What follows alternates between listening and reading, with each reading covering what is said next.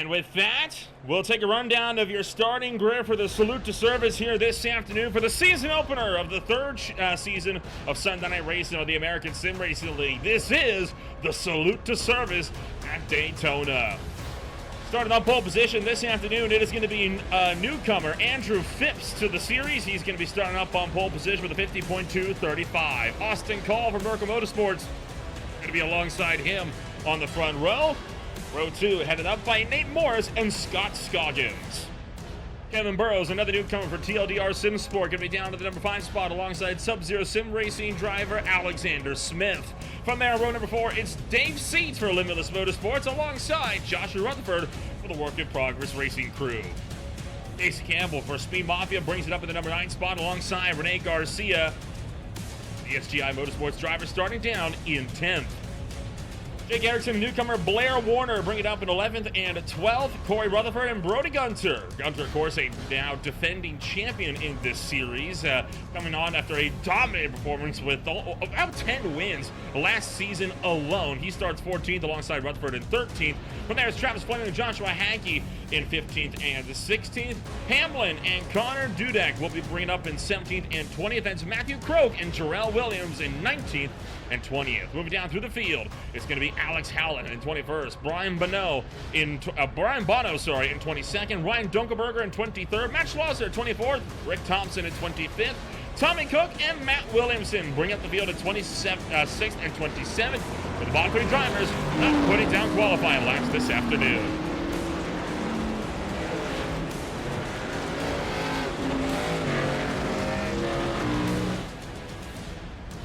So the field making our way out and around as we swing on down to the turn numbers 1 and 2. The first laps about to kick off in racing action here at Daytona International Speedway. Weather on the racetrack, perfectly clear skies and not a whisper of cloud in sight.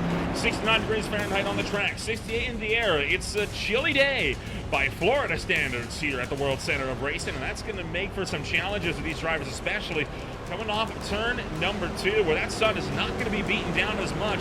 That sun is starting to set towards the horizon. Now it's a nice race, 120 laps or 1 hour and 55 minutes, depending on what comes first. So no matter what, this race will not exceed the 2-hour mark. And that's going to make things rather interesting to see how this one's going to pan on out. A lot of newcomers in this field. Blair Warner starting back in 13th, one of the newcomers to this field. They're looking for a good start this afternoon. Same story for Dave Seats in the Limitless Motorsports TLDR Motorsports crew. Kevin Burrows just in front of him by 1 row. Also another newcomer to the league. A lot of other drivers in this field. Part-time drivers that have run the last 2 seasons. But overall, most of these guys are still going to have a good show this afternoon. 27 cars, all 27 have taken to the grid. With that, we're ready to see how everything is going to pan on out for racing action on an absolutely fantastic Sunday night. The iRacing pace car pulls down and into pit road. And for the first time in 2025, let's go, go, go on Sunday nights!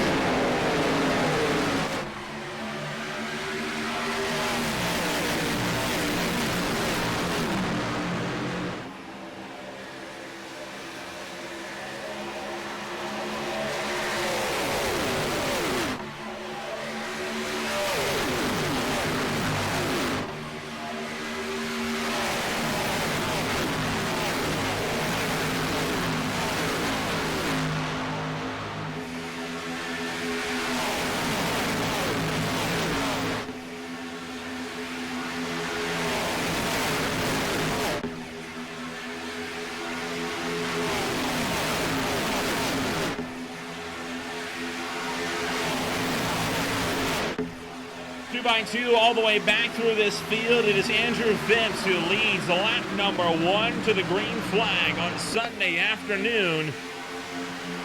Nate Morris in 2nd, Kevin Burrows in 3rd. Already one of the big movers, Casey Campbell, up 4 positions into the 5th place spot, and Jake Erickson up 4 spots down now into 7th spot as well. So Erickson as well as Campbell, both big moves early on, and now Nate Morris going to be dropping down onto the apron, fading to the rear early in this one.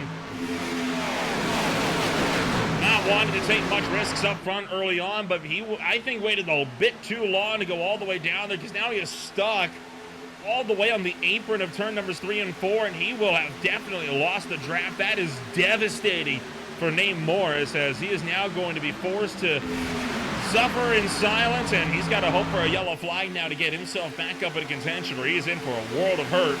Not good, losing the draft, only 3 laps into 120 lapper this afternoon.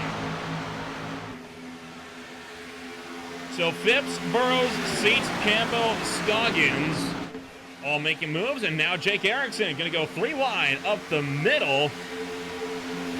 And sorry, that is Alexander Smith actually going 3 wide up the middle. One of the rookies going to put his Chevy Camaro to the point for the GWRS number 9. Further down the field, the 27 entry of Blair Warner making their ASRL Sunday night debut this afternoon. Burning running in 10th place, trying to link up with Smith on the high side.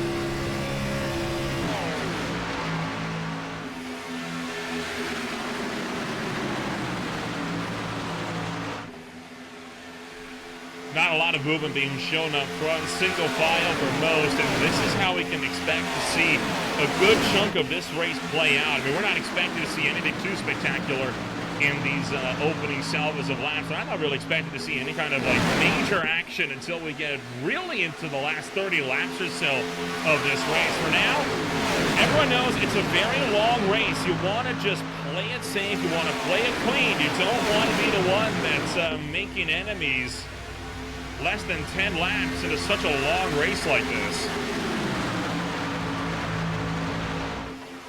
Outside lane not showing much momentum right now, as Blair Warner just not able to really link up with Joshua Hagee up on the high side.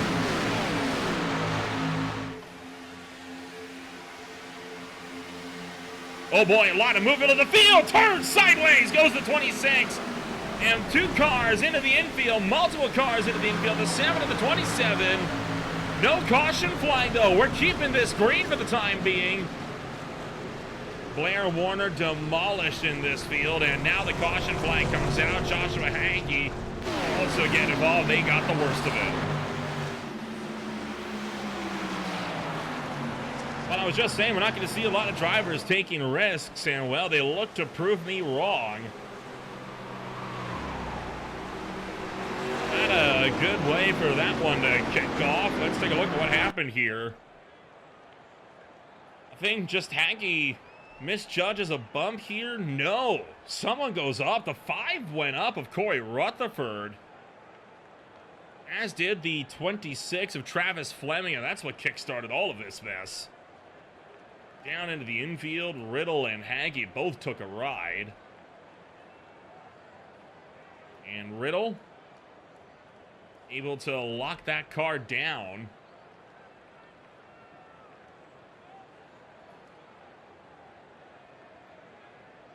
Take another look back. Watch here. Fleming's going to try to follow Corey Rutherford to the middle, and just not clear. Causes a checkup and a bad bump, and it's on from there.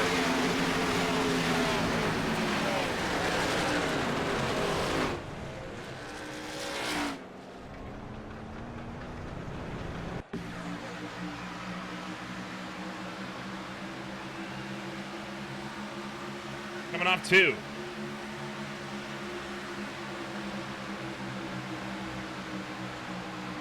Yeah, Riddle checked for Fleming, and Hagee just left with nowhere to go. Rick Thompson gets in the mix.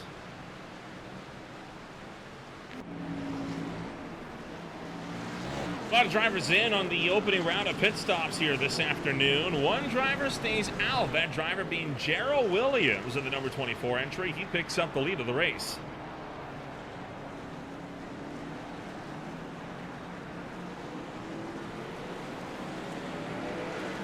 Only 3 sets of tire changes in the pit, so 4 sets total. Most drivers opting for fuel only. Scott Scoggins, though, Picking 4. Interesting choice early on for the driver of the number 8.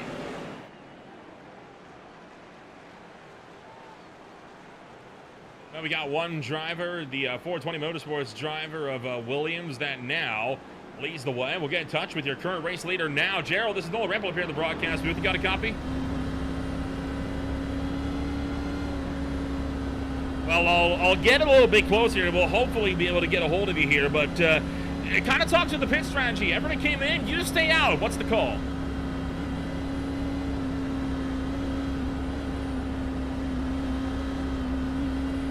All right, well, another caution. If things go the way they are, it should come out pretty soon here. You reckon you'll be coming down to the second yellow if there is one?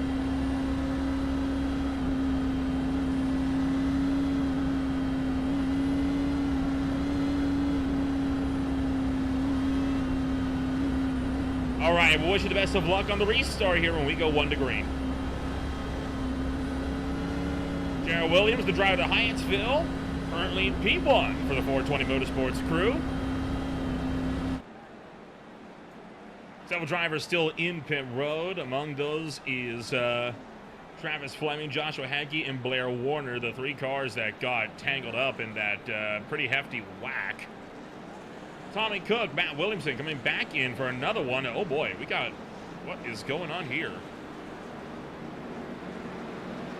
Rene Garcia pulling off of pit road and taking it into pit road. So something has gone awry for Garcia. Just weaving around. And, oh, wow, look at those wheels. Yeah, that is a hardware failure through and through for the 74. So that could put Garcia very much out of this race. Well, maybe not quite. Garcia's got it working, got the wheel recalibrated. Now hustling to try to catch up to the field.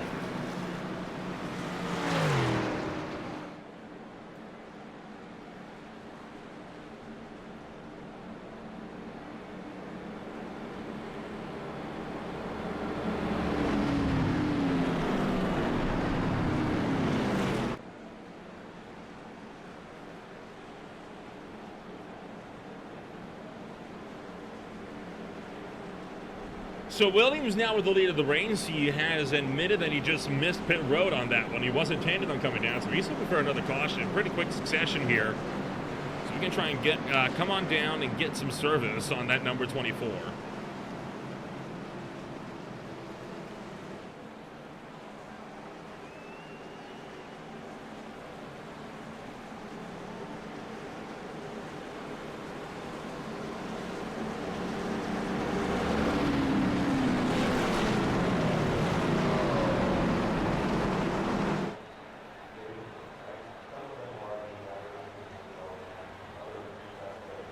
Pace car going to pull off this time by. And after caution number 1, we restart this race on the 9th lap of 120 on the World Center of Racing. Green flag is back in the air as we work through the Geico restart zone.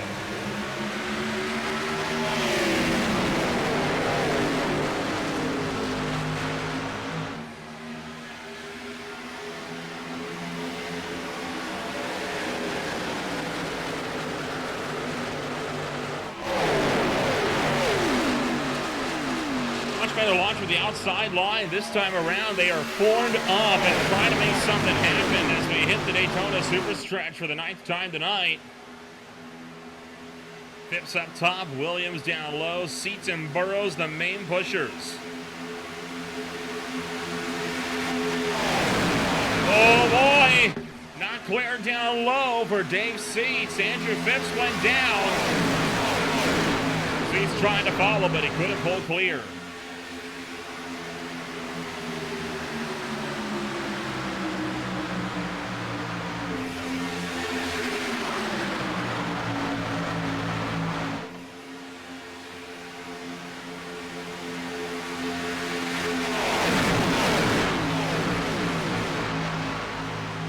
Around through 1 and 2 as we have hit double digits on the lap counter.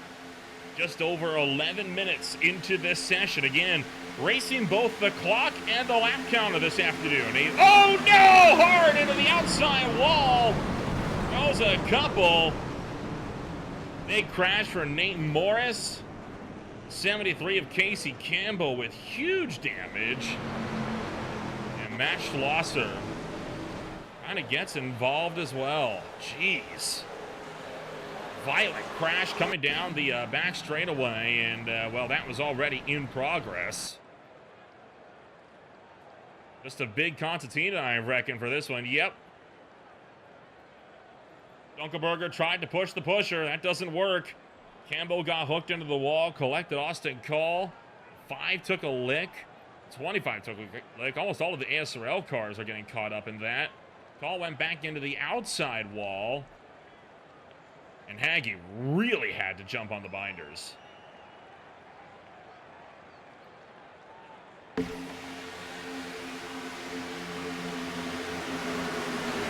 Bad bump. That's all it was.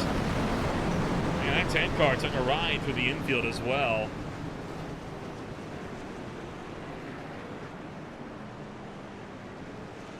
This is from Hagee.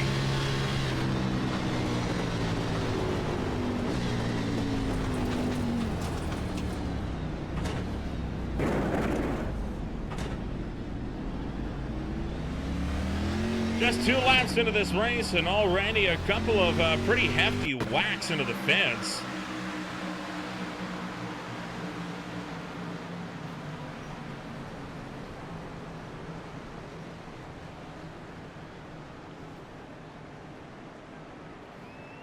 And once again, pit stops are underway. This is exactly what Jarrell Williams was hoping for. Now he's able to come down pit road, get back up on cycle with pretty much everybody else in the field.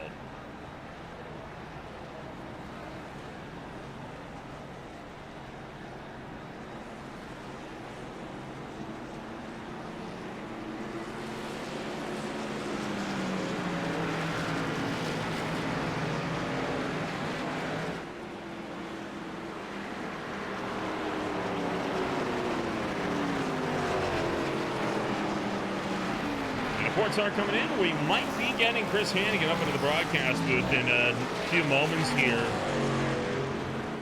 Casey Campbell's still smoking on that car. He did not pit under this caution cycle.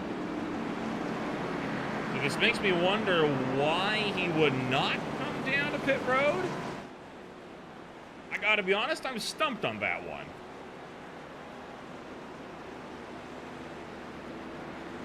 Well, while we get a chance, under yellow flag number 2 this afternoon, Casey Campbell, of course, a 24-year United States Air Force retiree. One that is sponsored Racing Action this afternoon. Whoever wins the season opener, he has decided to give away one of his 3 challenge coins. So whoever wins this race will get one of those 3 on the bottom right of your screens.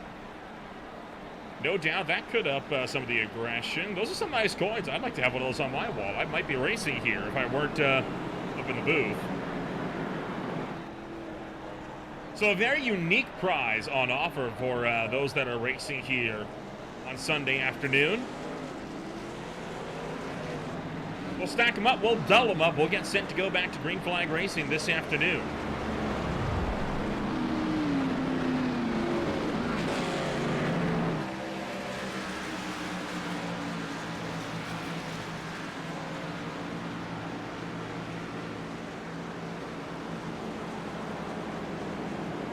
Still pacing under caution flag number 2 this afternoon. Phipps and Seats have picked up the lead of this race. Kevin Burrows and Jarrell Williams will end up being the primary pushers. Rene Garcia taking one of his 4 sets of tires on pit road this last time by. An interesting call. I still don't know if I'd be taking tires this early on. They got a finite amount. It's a super long race. I wouldn't risk it.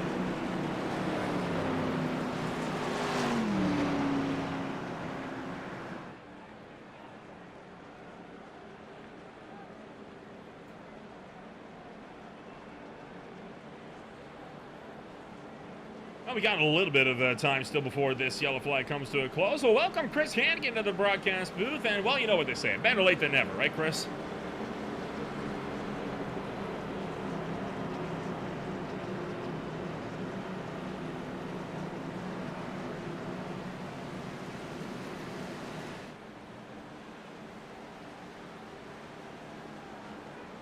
It's at the madhouse. I can't say I blame you.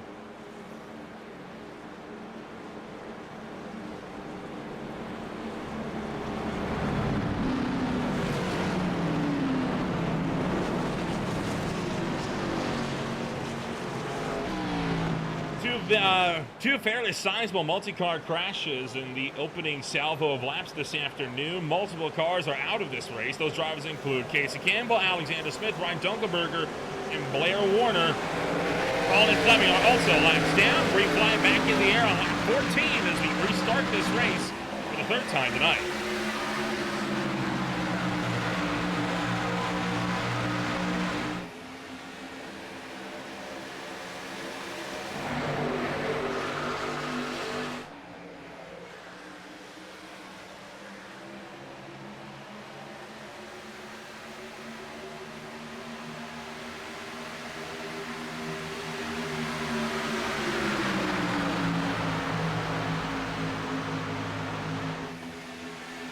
So let's put this into consideration, right? I mean, we are in the fray fully. We've already had two pretty big wrecks this afternoon.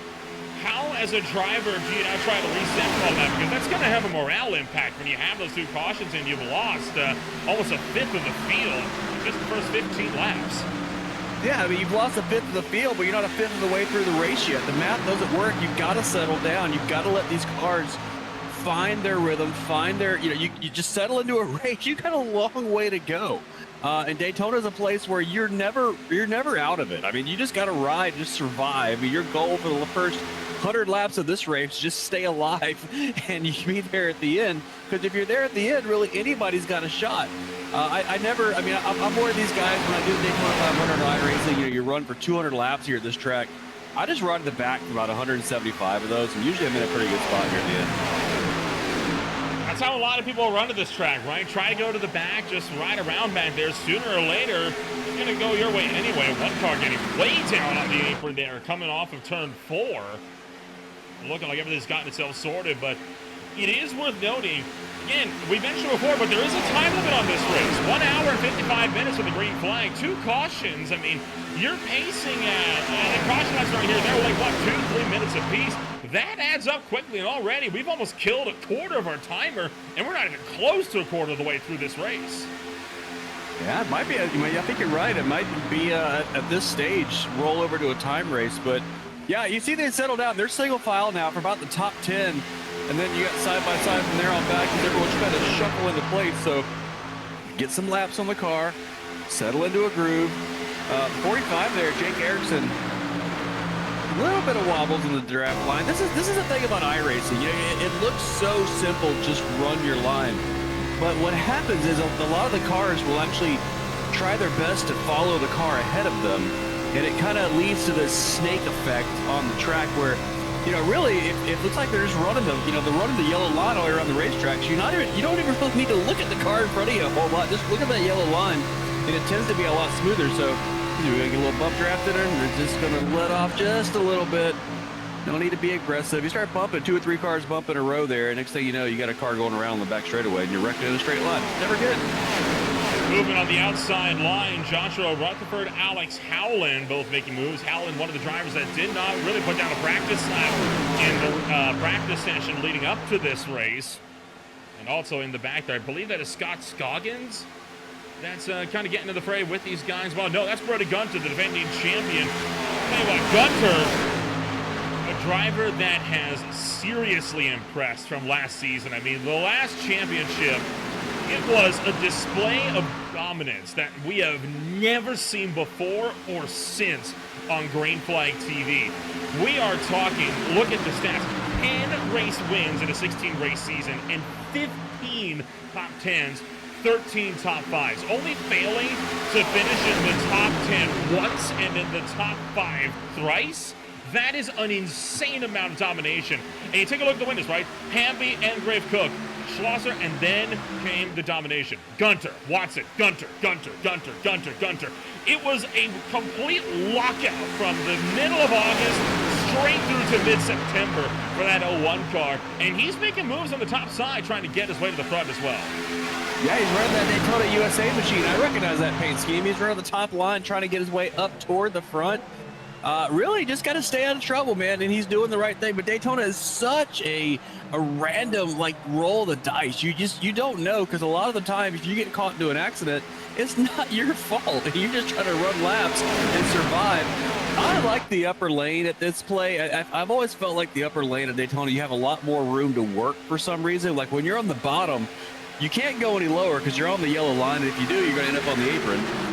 But you've also got folks like, again, the 15 car. I'm going to keep calling him out because he's up. I'm sorry, that's 45 Erickson, the blue car. He keeps kind of running up off the bottom. You'll see him on that yellow line, then he kind of drifts right there. You see he's doing it as I'm talking about it. He kind of drifts up. That's extremely dangerous at a track like this.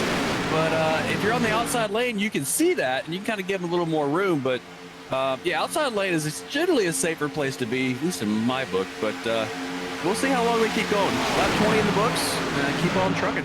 So I half agree with you. I agree partially that the outside is the safest place to be, but when it starts to hit the fan, if you're on the inside line, you can just cut that wheel hard left, go straight into the grass to avoid the wreck. You know, a lot of room to the wall. If you're on the outside line, all you got to do is hit the brakes and hope that you don't run into somebody, and that somebody doesn't run into you. There's nowhere to run on a narrow surface like this.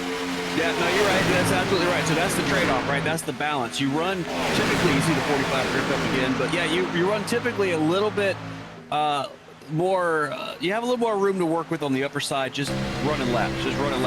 When things get squirrely, though, when the wrecks start, you're absolutely right. There's nowhere to go, and that's that's the trade-off. On the bottom, you can always crank the wheel hard to the left, go across the grass if you need to, do whatever you need to do. But yeah, it's there's nowhere good. You know, and honestly, the other bad thing about being on the top is if you are trying to be patient like these guys are here, nobody's really pushing really hard.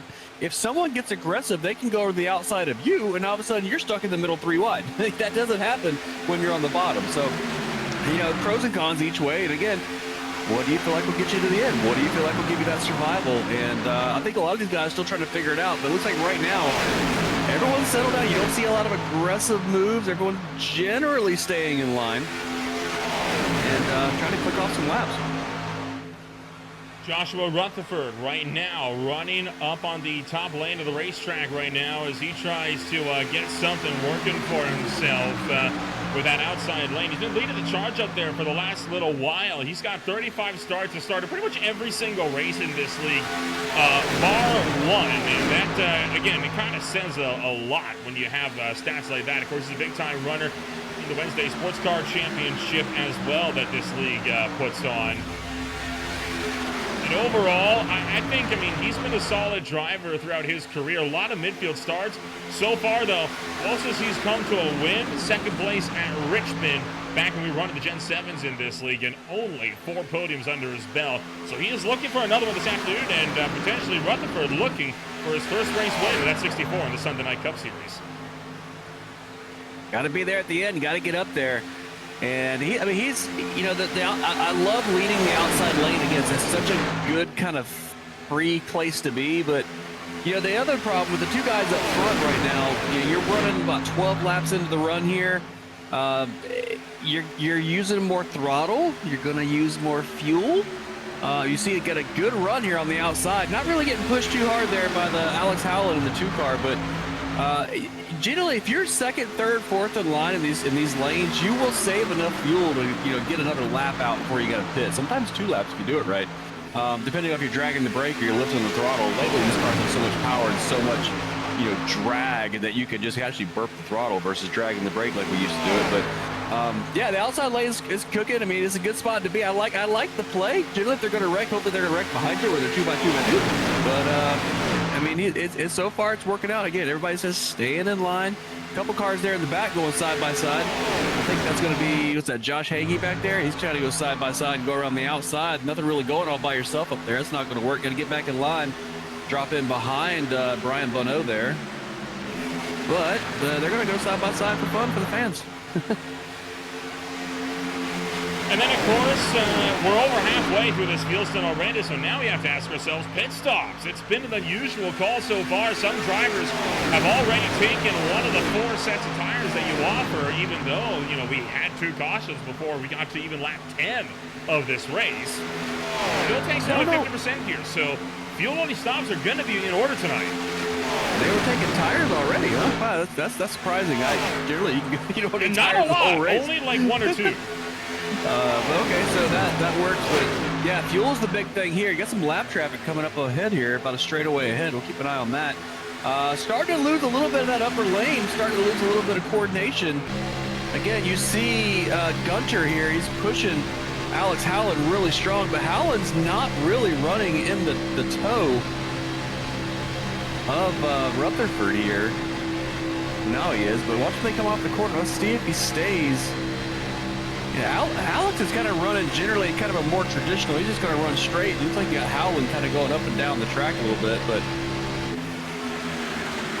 I don't know. It's an interesting dance. That's what Daytona is. It's always a dance.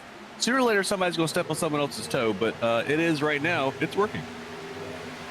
Working wonders for them at the moment. He mentioned lap traffic up the road. That lap traffic is Nate Morris, Matt Williamson, Corey Rutherford all in the mix. And I believe Travis Fleming. Yeah, Fleming is in the mix of this as well. Fleming, of course, getting turned to bring out caution flag number 2. About 10, 15 laps ago now.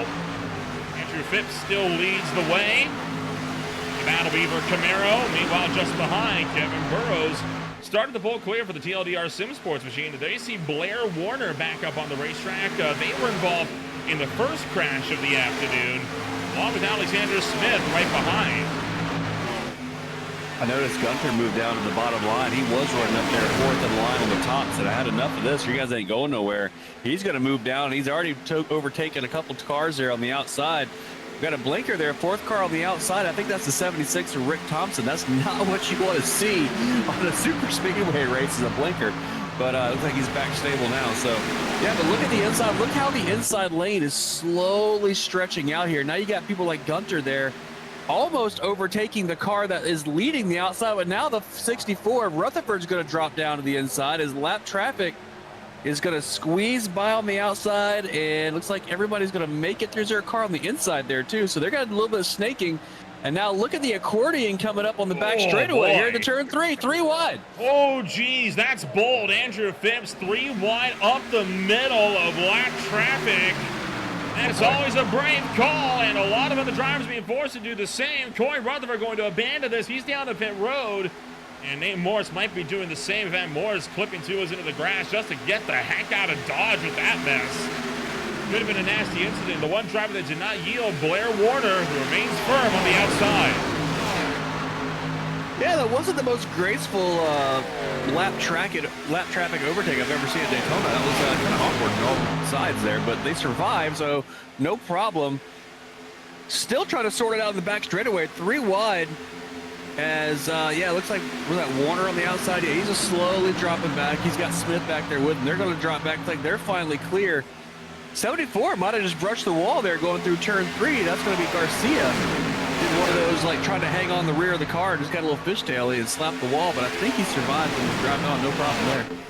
Now, that's something that is easier to do than a lot of people realize, right? I mean, we can look at this all day and it's like, oh, you're barely turning the wheel. Just let the banking turn for you. It can't be that hard. But when you're packed up in a, you know, intense little dogfight like this, that track feels a lot narrower than it is. And all it takes is one slight correction mid-corner to send you to the wall. And, you know, at 180, 190 miles an hour, sometimes even up to 200 like we've seen tonight, you can't make those corrections quickly. If you do, you're going to easily take yourself out and probably about half the field with you. So you got to make those adjustments gradually. And gradually is not something that Daytona allows for. No, you're going so fast. It happened so quickly. Yeah, and I think the 70 was at 76 there. Thompson, I think, slapped the wall on a turn 4 coming off the turn. He's dropping back a little bit. Yeah, I think he got the concrete, or got the safer barrier at least. But yeah, you know, it's a product again of kind of fixating on that car ahead of you instead of watching the racetrack. And they turn in, you react to them turning in. By the time you get to the corner going 200 miles an hour, you're brushing the wall. So it's to run really tight is very difficult. because you're watching the car ahead of you, you're watching the traffic as they're going to overtake now another lap car. I think that's going to be... Boy, Rutherford again. Yeah, okay. But yeah, the two, I tell you the two I'm watching, the 21 and the 23 down here on the inside lane of Phipps and another car on the outside there. Again, running really high. Watch, oh my goodness. Oh, I saw that little jerk back to the right when he came off the corner. I thought he was going to tank slap it into the wall there. Yeah, but the two on the inside, 21, 23, they are running really well together here. Side by side. Pit stops underway.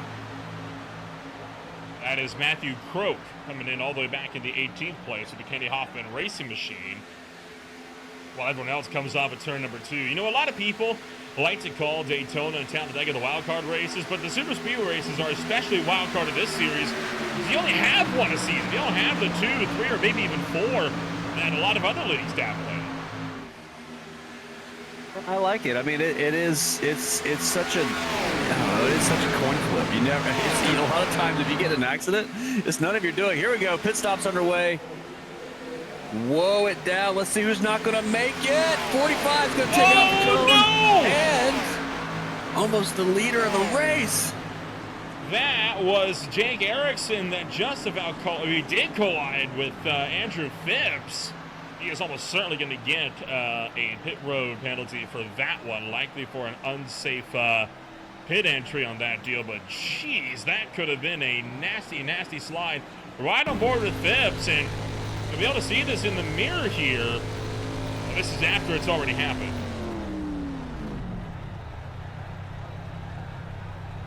Yeah, I mean, it looked like, so coming off the corner, yeah, going to get it, widen it, bring it down, down, down.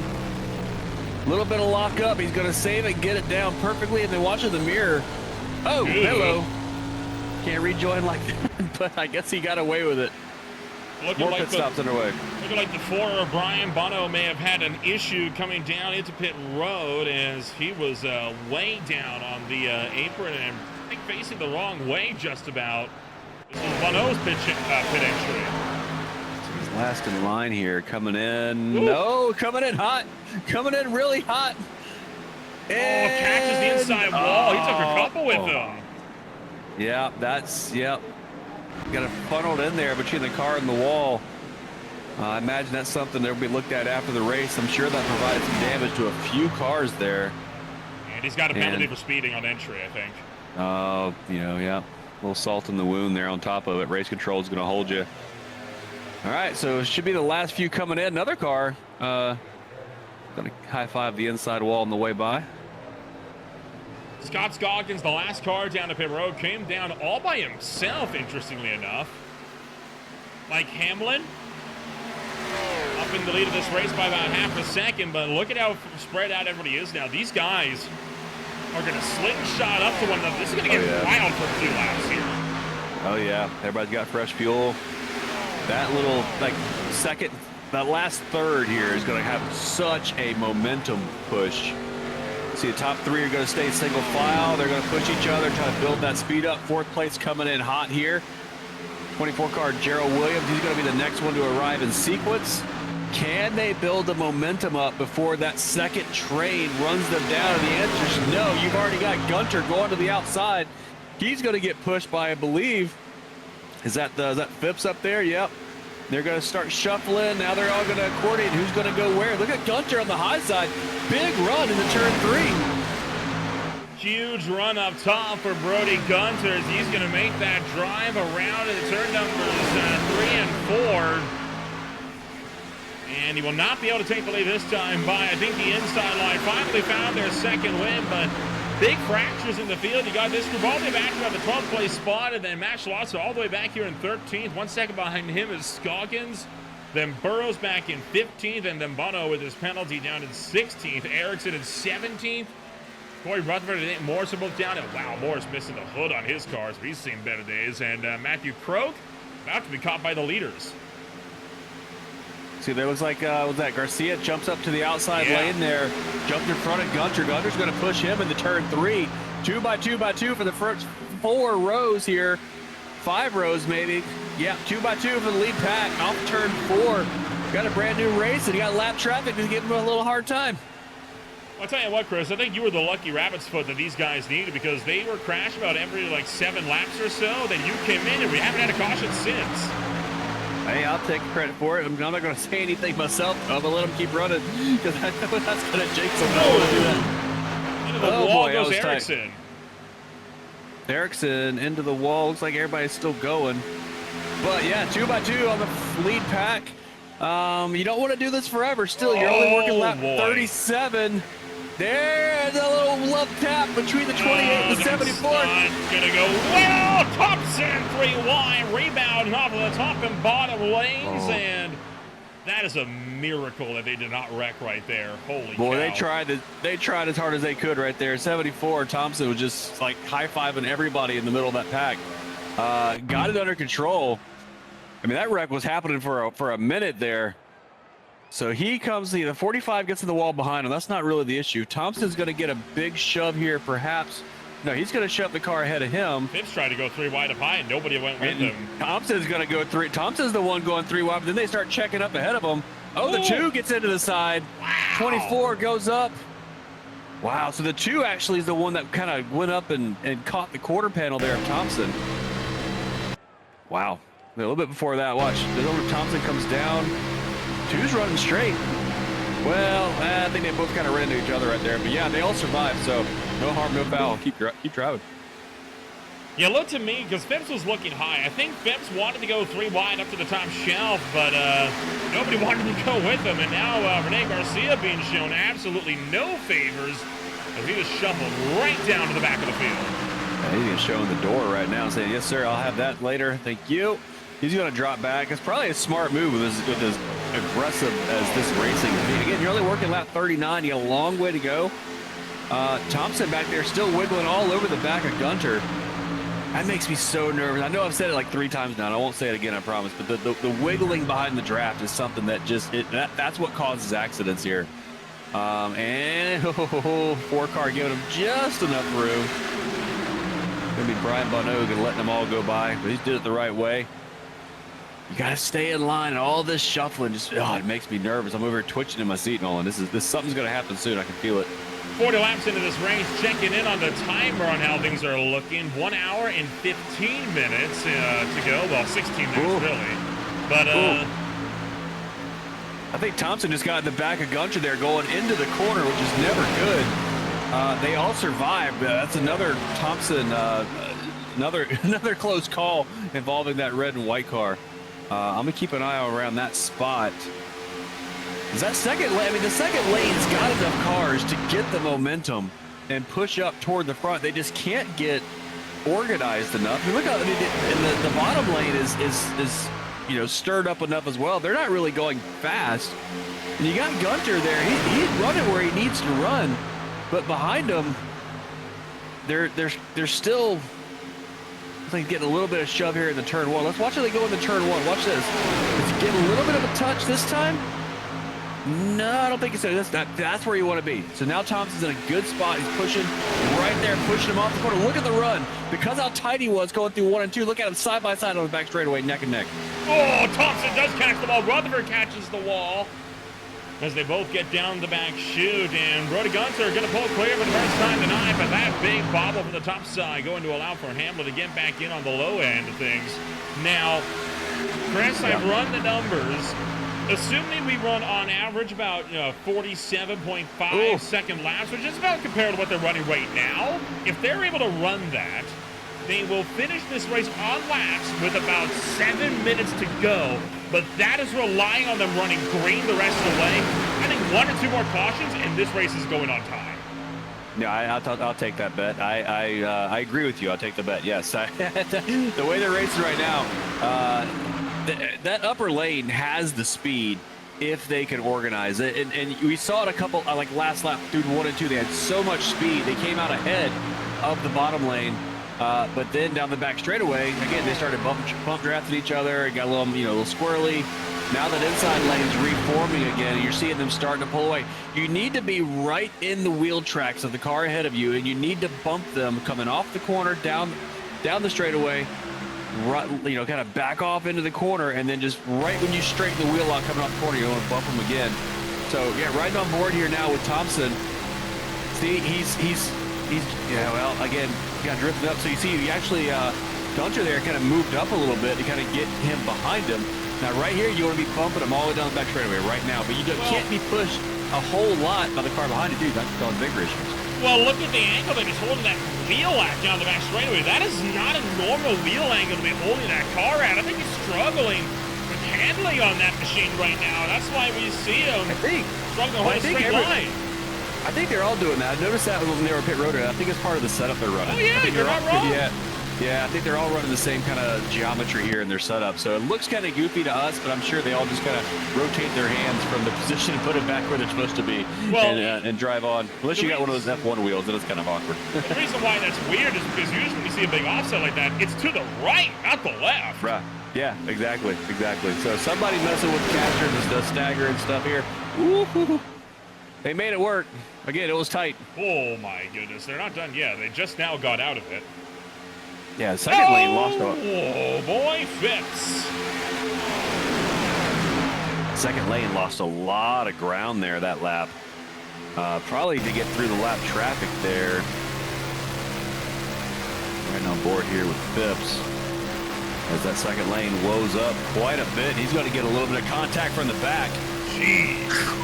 Cat-like reflexes saved him there. You can only woe up so many times before someone's going to run you over, and that was almost what that was. So second lane's trying to reform a little bit. Inside lane still running holding station there. Trying to reform. And by the way, Nolan, we're pitting on lap, 33? So they went 22 laps on a run?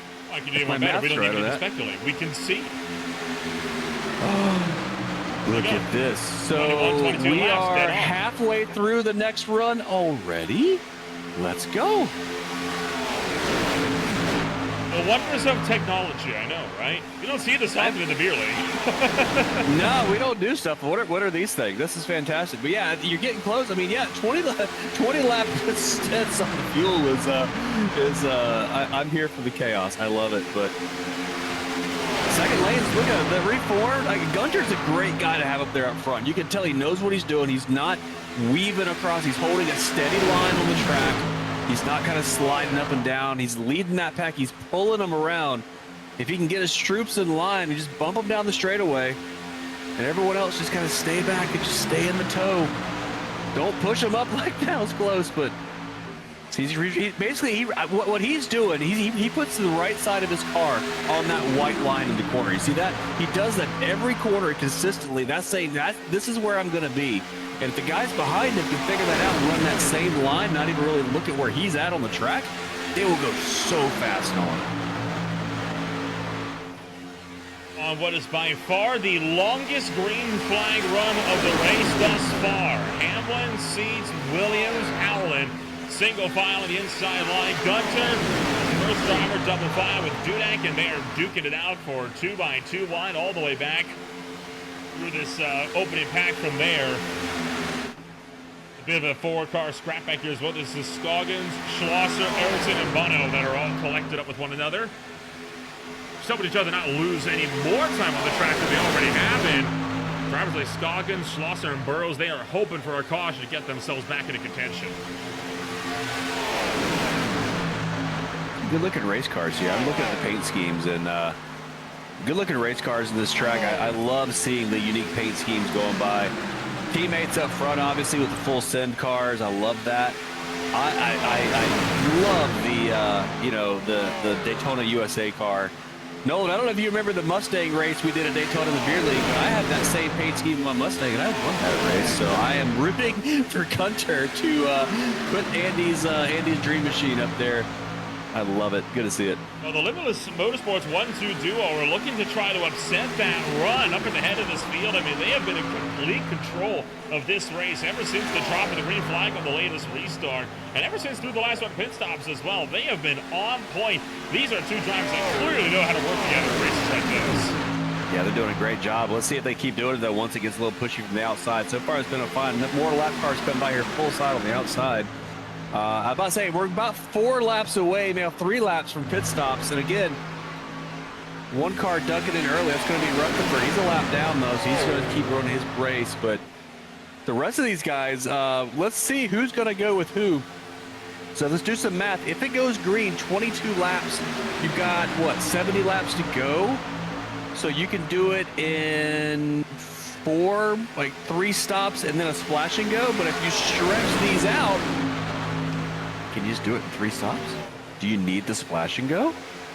But is it going to stay green? I don't know, man. This is what you're trying to figure out while you're driving the car at the same time, which is so difficult.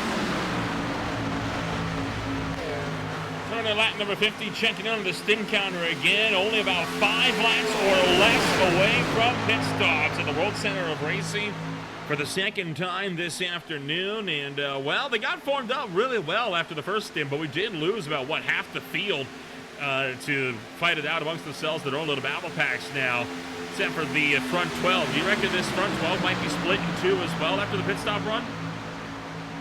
Yeah, somebody's gonna mess up the entry somewhere. It's so easy to do. Whoa, my goodness. I think Gunter just hip checked that lap car there. Gunter did not get off his line at all. And I think they might have said hey to each other there, but they survived. Now look, everybody's going down to the inside. I think pit stops are coming here soon. No, look, everybody's dropping down to the bottom. That upper lane is just dissolved. And Nate Morris coming in. He's already a lap down, so he's not going to lose any more time. Lead pack, though, now single file. I think it's getting ready to start. I don't know if this is the lap. I think if you come in now, you're maybe 1 lap early. But definitely next lap and probably the lap after that as well. And if I'm these drivers, I'm sitting in this pack. I'm running half throttle around this racetrack, and I'm trying to stretch as much fuel as I can at this point. Off of 4, does anyone bite? Answer no. We will keep everybody up on the racetrack for at least 1 more. 70 laps, 51 laps are down, 69 laps to go. The Salute to Service race this afternoon. Yeah, we said, 22 laps, so I actually did the math wrong. And they pitted all lap 32 last time, so they've probably got 2 more laps in the tank here. But here's the thing. I mean, if a yellow comes out, well, I guess you would save it if you went on the yellow. But, yeah, it's not like you can pit's closed right away, right? So, yeah, a little bit of lap car chicane on the back straightaway. Again, teammates up front, pushing. Lap car's doing a good job to get out of the way. Coming off turn 4 here. Let's see if anybody's going to bite this time. I imagine at least 1 more lap for most of these guys. A few of them in the back coming off. Yep. Coming in hot. They're going to lock it. Oh, boy. Woo. That was Gunter, Thompson, and Joshua Rutherford that all came down to pit road this time around. Everyone else are made it out on the racetrack for another, and this is where we're going to see the big exodus. Yeah, I think this is the lap a lot of these guys are going to come in, unless you were saving. Now, of course, 28, I think 28 is definitely going to come in because you can't save up front. You're running full throttle the whole time. I think guys like perhaps Gunter is going to come in as well because he's running the outside lane for a long time. Some of these other guys mid-pack may go 1 more, but I think, yeah, a lot of these guys are going to come in this time. Let's see if they can all woe it down in the pit road speed limit. A couple of more thinking and a couple more committing. Oh boy, Andrew Finn. They're hot. They're hot. The 50's in, 45, 50, and 7. They all managed to get down to pit road. Rick Thompson caught speeding on the entry. He's been forced to go for a long time in pit road. We're going a minute plus. Not a good run for Thompson. He's going to go a lap down. Yeah, I wouldn't be surprised to see a couple more based on what we just saw in entry right there. A couple of those guys were coming in really quick. We'll keep an eye on that and see. These 2 leaders up front, though, they sold me a dummy. I thought they would definitely be in, but now I think, I mean, this time for sure, right? They got to come in. Whoa. Okay. We'll get it eventually. Oh, boy. He's out Hamlin's out of fuel. Hamlin's out of fuel here. He's been leading the race this whole time. A little too long the whole time. He's got fumes. Oh, somebody spun. I think his teammate spun on entry. The 14, who was that? Yeah, Dave Seats spun on entry at pit road. So the lead pack running such a clean stint has run out of fuel and spun on pit entry. Complete disaster for the Limitless Motorsports crew. This is Dave Seats. Coming Did down. he get a little help here, or did he lose it on his own? By himself. Oh, just Wheel locked the hop. rears. Jeez Louise. Wow, Good job, nobody hitting him there. And then this is right there, Hamlin ran out. Out of fuel. Yep, so, I mean, if you file that into your crew chief bank and say, what'd you learn for next time, you got to swap the cars at some point so the guy up front's not just running out of fuel the whole time. But, yeah, that's what I mean. He ran out, but... Right there, he ran out. Yeah, he did a good job getting out of the way. Yeah, I was going to say, Hamlin did that could have been nasty, right? He could have parked it on the bottom and forced it to go around him, but that was a phenomenal job for Mike Hamlin there. Recognized the situation instantly and got out of the way before it became a problem.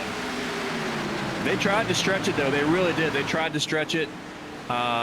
Didn't quite work out that time, but still, you're only halfway through this race now. Let's reset the field after the last round of pit stops. Everybody's pitted. Your leader right now is going to be Connor Dudek up front in the 50 car, in the Toyota. He's leading the pack over Josh Hagee, and Tommy Cook and Rene Garcia are all up there as well. Donkey Kong cars up there. This I like. Now he's using a lap traffic as the main pusher in the road here. Okay, well, he's going to go for the overtake. See what he should have done? He should have stayed behind the 45. Push him. Then you're not the one burning up all the fuel. Yeah, that works till the guy behind you gets impatient. I think they wanted to get those two Donkey Kong cars together there. Don't follow the bumper. It's so scary. Yeah, so that's going to cost, that little maneuver is going to cost them quite a bit, but hopefully they can get back up front. 45 car is trying to hold on to the lead lap here. He is on the last car on the lead lap, leading the field. So if a yellow comes out now, he gets to get his lap back, but I ain't mad at the play. I mean, just run the inside line. Let the leaders pass you.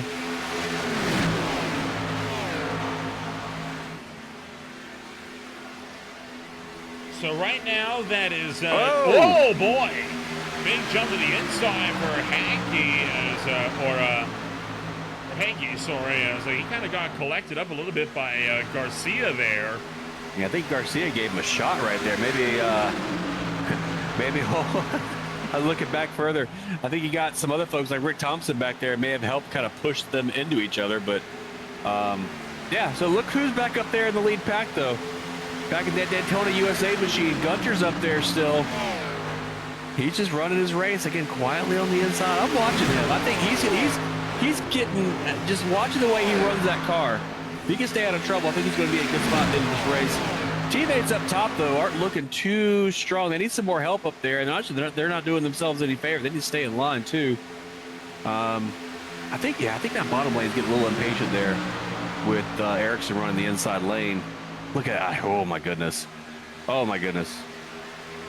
The second car there. Is that Garcia up top up there? No, that is the O2 machine of Matthew Croak. Okay. My timing is, oh, I see. He's lapped out. Okay, yeah, so he's up there pushing. Okay, yeah, I was confused. So he's up there pushing. He's like a little all over the place, too, so...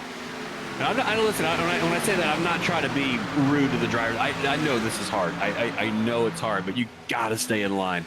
So a lot of that is looking past the car you're heading to and looking on the racetrack. But another car coming up to the paddle here, so let's see how they're going to split this.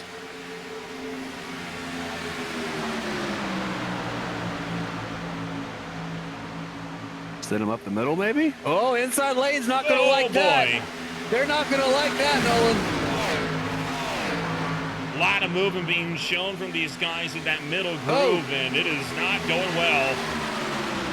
No, I knew that wasn't going to work. They're trying to stack up, and he's trying to stay on the lead lap too. But not anymore. Donkey Kong car gets out in front. It's going to put, was that Dudek up there? Yeah, Dudek's going to be up there. Now he's getting pushed by the lap car. Scoggins' first car lap down, followed by second car lap down. I'm sure the leaders are telling these guys, get out of the way. This is becoming a messy recipe here. Halfway, by the way, Nolan, 60 laps in. 60 laps in, indeed. It's been a good, strong drive for all of these folks up here this afternoon, and what a phenomenal run that these guys have been having as well. And, well, I think it's high time that we take a bit of a swing down, and we'll thank, of course, some of the sponsors that keep the lights on here for the American Sim Racing League. Want to race Sylvan, but not sure if your setup is up to snuff? Want to race something made by someone who knows this stuff? Want to know why we're asking random questions in a rhyming fashion like some sort of poetry buff? Well, check out TWRsetups.com. Their setups are meticulously crafted and personally run by not just their top-tier drivers, but in all official ASRL races to ensure that you get the best there is. So don't delay. Join the wild side of setup shops today. 7 Signs and Graphics, another big sponsor, along with CJR Graphics. And tonight's race in particular brought to you by Casey Campbell, a 24-year United States Air Force retiree, offering up one of his 3 challenge coins as a winning prize this afternoon, Chris. Thank you, Casey, for that. Thank you for your service, sir. That is awesome. Look at those coins. That's really cool. That's I love that. I love having something material you can put on your desk at work. I still got I got a coin from when we won the Le Mans 24 a couple years ago that another series does, and we got a coin at the office for that. It looks phenomenal. I love that. So thank you, Corey, for that. Thank you for your service, and let's have a great race tonight. We got half a pizza from about 2 hours ago. Does that count? Yeah, what kind of pizza is that? Sounds delicious, actually. I love it. I love it. Yeah, so 62 laps there. They're all holding station. So again, leader is leading the race. Second car in the line is actually a lap down. Third car in line is a lap down. Fourth car in line is not a lap down. That's actually going to be Gunter, moved up to P2, but he's fourth on track. This is an interesting way to do Daytona. I'm over here like scratching. It's making my head hurt trying to figure out, like, if you're someone like Gunter right now, right? Obviously you know how to drive this place. You're smooth, you know what's going on. You're kind of just running the inside lane, but you're watching 2 lap cars ahead of you push the leader away. He's saving fuel here. Outside lane's not really kind of materializing much right now. I would get frustrated though, as someone in second place, especially watching.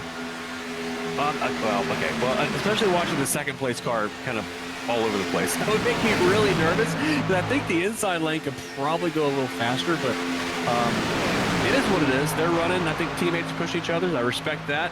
I like the fact you got Rick Thompson back up there. He's, by the way, showing on my ticker. Mel helped me figure this out. He's showing on the lead lap for me on my ticker, but I don't think he is. He's at the tail end of the lead lap, though. Or is this just wrong? That's probably just wrong. I'm tracking Rick Thompson. I think Rick Thompson is on the tail end of the lead lap, but he's behind the leader, so I'm confused how the timing shows such. Nope, he is a lap down.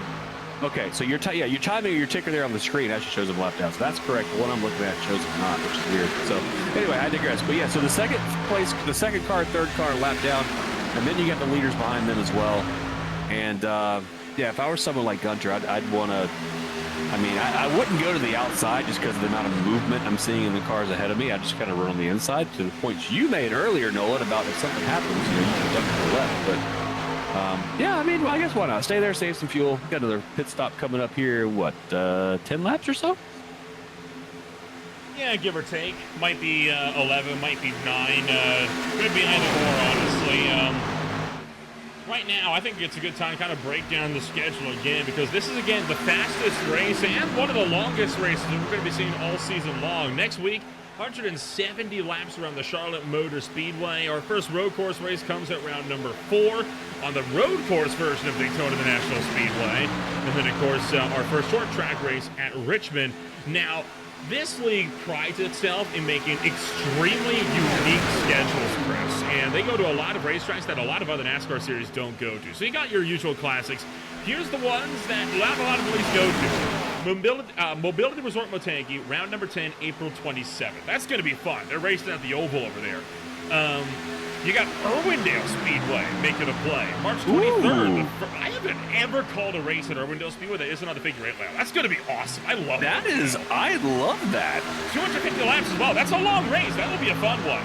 Now, you're going to be personally familiar with this one. You barrel rolling down the Mulsanne straight about, I think, only, 16 times thereabouts? Well, guess what? They're racing on the exact same layout for 20 laps on April 13th. The historic layout? They are. I was that's the best just as layout. shocked when I saw it, and I was not complaining. Oh man, why are we hanging on? I've had to leave the booth for this and actually go race with these boys. This sounds like a lot of fun. Well, I'm sure Scott Rankin will be at the cover for you on those weeks. You can go race down with these guys all you want.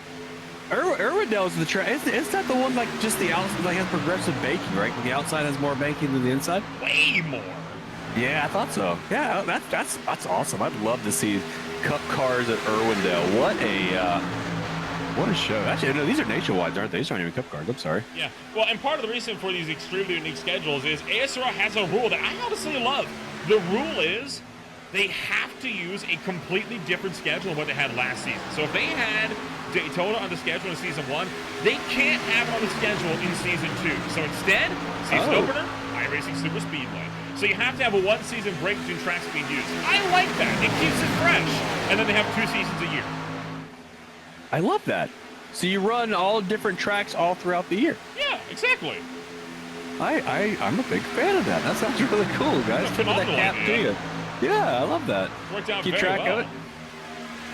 So speaking of working out very well, by the way, everybody's settled down quite a bit here. It seems like everybody's kind of leaving each other. The gaps are quite big. Nobody's really getting scrubbed because it's just in time for pit stops coming up, which is coming up next. My math tells me we have about 6 laps before the leaders come in. So now looking up front though, between the 2 and the 50, so the 2. The 02, which is that's why. Okay, so now that makes more sense. He's actually up front. The leader's pushing him, which gives the lucky dog potentially to Rick Thompson because he's a lap down. So both of those cars get their lap back. Is that math right? Check out, do you know? So the lead car and the 70s. Okay, so that makes sense why they're running like that. So, in fact, there is a battle for the lucky dog spot here. So the 76 car right now has the lucky dog, but that 8 car, Scott Scoggins, he's racing Thompson for active position on the racetrack. So if Scoggins can get around Thompson and the caution comes out, that puts Scoggins down into the lucky dog spot. And he's trying to get up there. They're starting to get a little racy here. They're near the end of this. So here's the thing. I think Gunter is going to have to pit 1 lap before the leader because the leader stretches out in lap 53. Gunter pitted lap 52. The difference is, though, Gunter's been running in this pack the whole time, potentially saving fuel. And I believe, well, the leader's been behind his teammate here, unless they swapped at some point. But maybe they're going to pit on the same lap. But there's potential here for Gunter to come in 1 lap earlier than the 50 of Dudek here. So we'll keep an eye on this. Again, my math says about 5 laps from now is when they're going to start doing this. But look, there's lap cars up here. There's leaders up here. Boy. Everyone's trying to get a piece of this. I'm not a fan of the way Scoggins keeps like leaving around every straightaway. It's like really slowing these guys down. Let's ride on board with Jake Erickson here, kind of following along behind down to the 14th place spot. You see it, like look at what the 8 car's doing here. Like, why are you leaving around so much? You remember how I made the comments, I wanted to point it out. Remember how Gunter was riding through the corner? I said his right side wheels were on the white line. They were on that every corner, turn 1, turn 3. They were always there. You knew where he was going to be. The 8 car is almost fishtailing into the corner. Watch, he's going to go up. He's going to come down. He's going to go up. He's going to come down.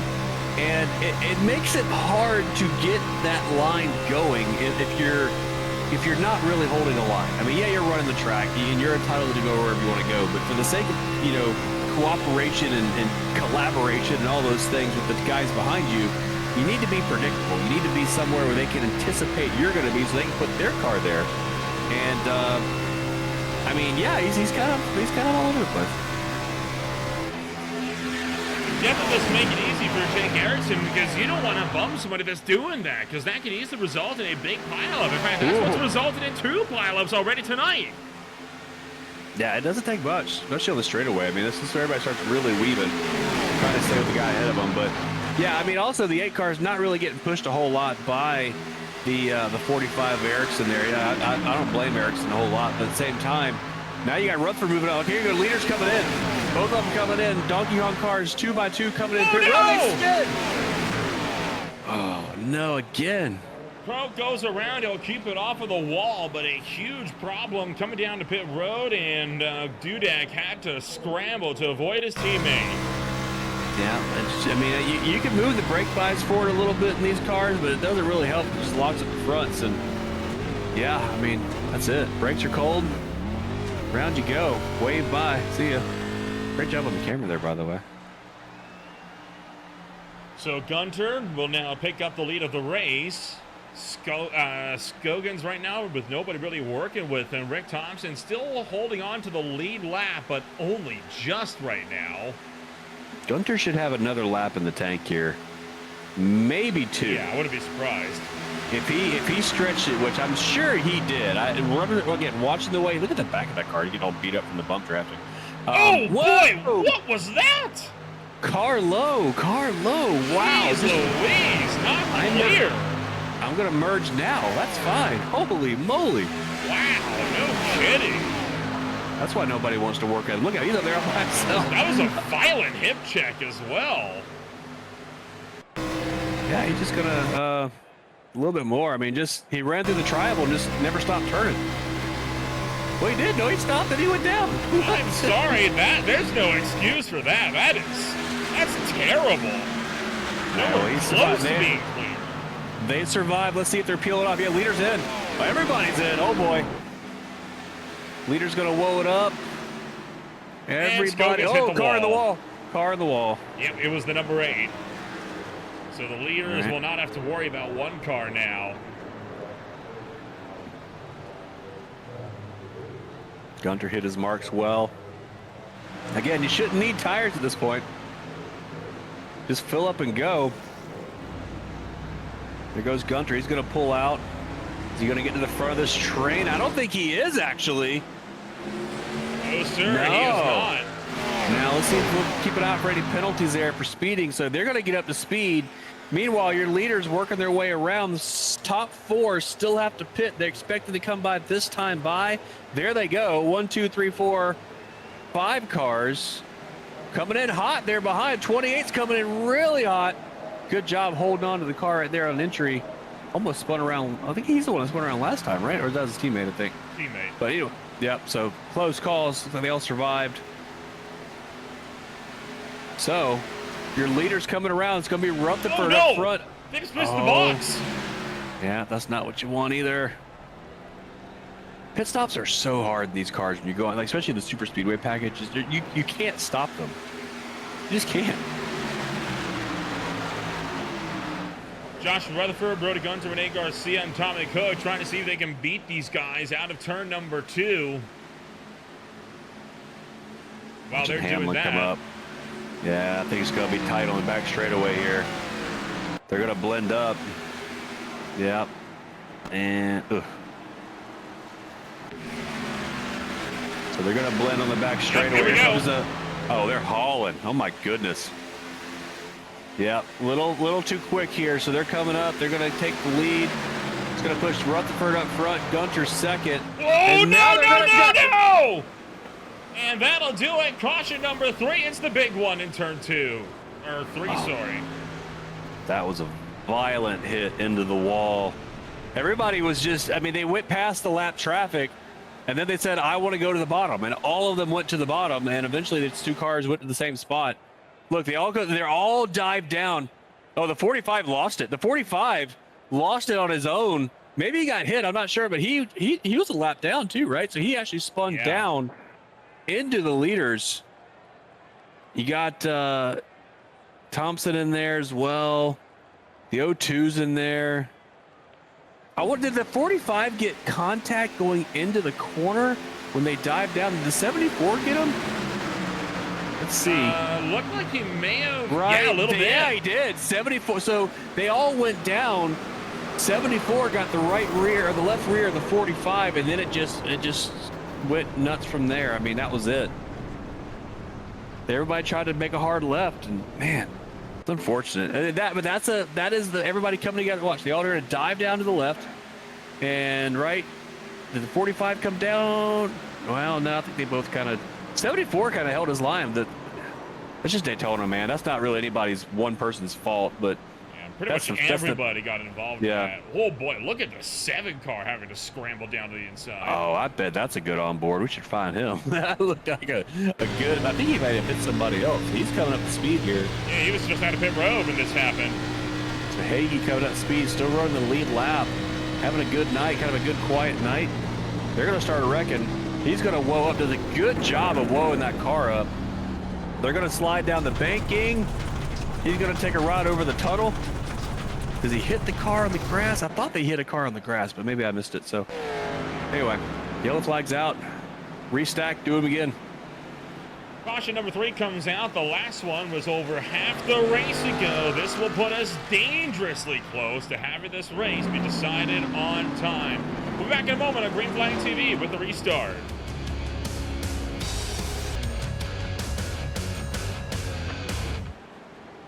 Welcome back to Green Flag TV, getting set to return back to Green Flag Racing. Tonight's race, the Salute to Service, the season opener for the ASRL Xfinity Series, presented by Purple Haze Autosports, as well as by Eminent Signs and Graphics, CJR Graphics, and TWRS. Check out the wild side of setup shops today. Josh Rutherford, Alex Howland leading the way. Just joining us, my name is Nola Rampel, alongside Chris Hannigan. We're bringing you all the racing action from start to finish of the 120-lapper at Daytona. We'll restart 41 to go, and the timer, well, about on par with that for the minutes as well. Yeah, I got, according to my math, right, 3, 2, 1. I got 40 minutes to go on the clock. 42 laps to go. And the lap times here, what, about the 45-second mark or so, or somewhere around there. So, it's going to be close. Another yellow, I think we're definitely on time. But these guys got to get organized here. We're about to go green. There's some big gaps here, Nolan. Yeah, no kidding. I'm surprised at how many huge gaps are in the field. A lot of drivers, they had to stay out to get waved around the pace car. We've only got 12 now on the lead lap, and look at, it's going to be an interesting restart here as green flag comes out. Green flag in the air, Rutherford up front, and I'm trying to figure out what happened to a few folks like Gunter. Gunter was running P2 when this yellow came out. He's down in P9 now. Everybody pitted, so maybe he missed his pit box or something, but anyway, we're running. A lot of cars here in the lead lap. I'm counting 11 cars on the lead lap in the lead pack. And here we go, off turn 2, cars winding them up, get that restrictor plate wound down, takes about a lap, get these cars up to speed. This is a very dangerous part of the race because everyone's just kind of feeling it out, get their fuel going, get their speed going, figure out who they're going to work with. In turn 3 we go. Woo.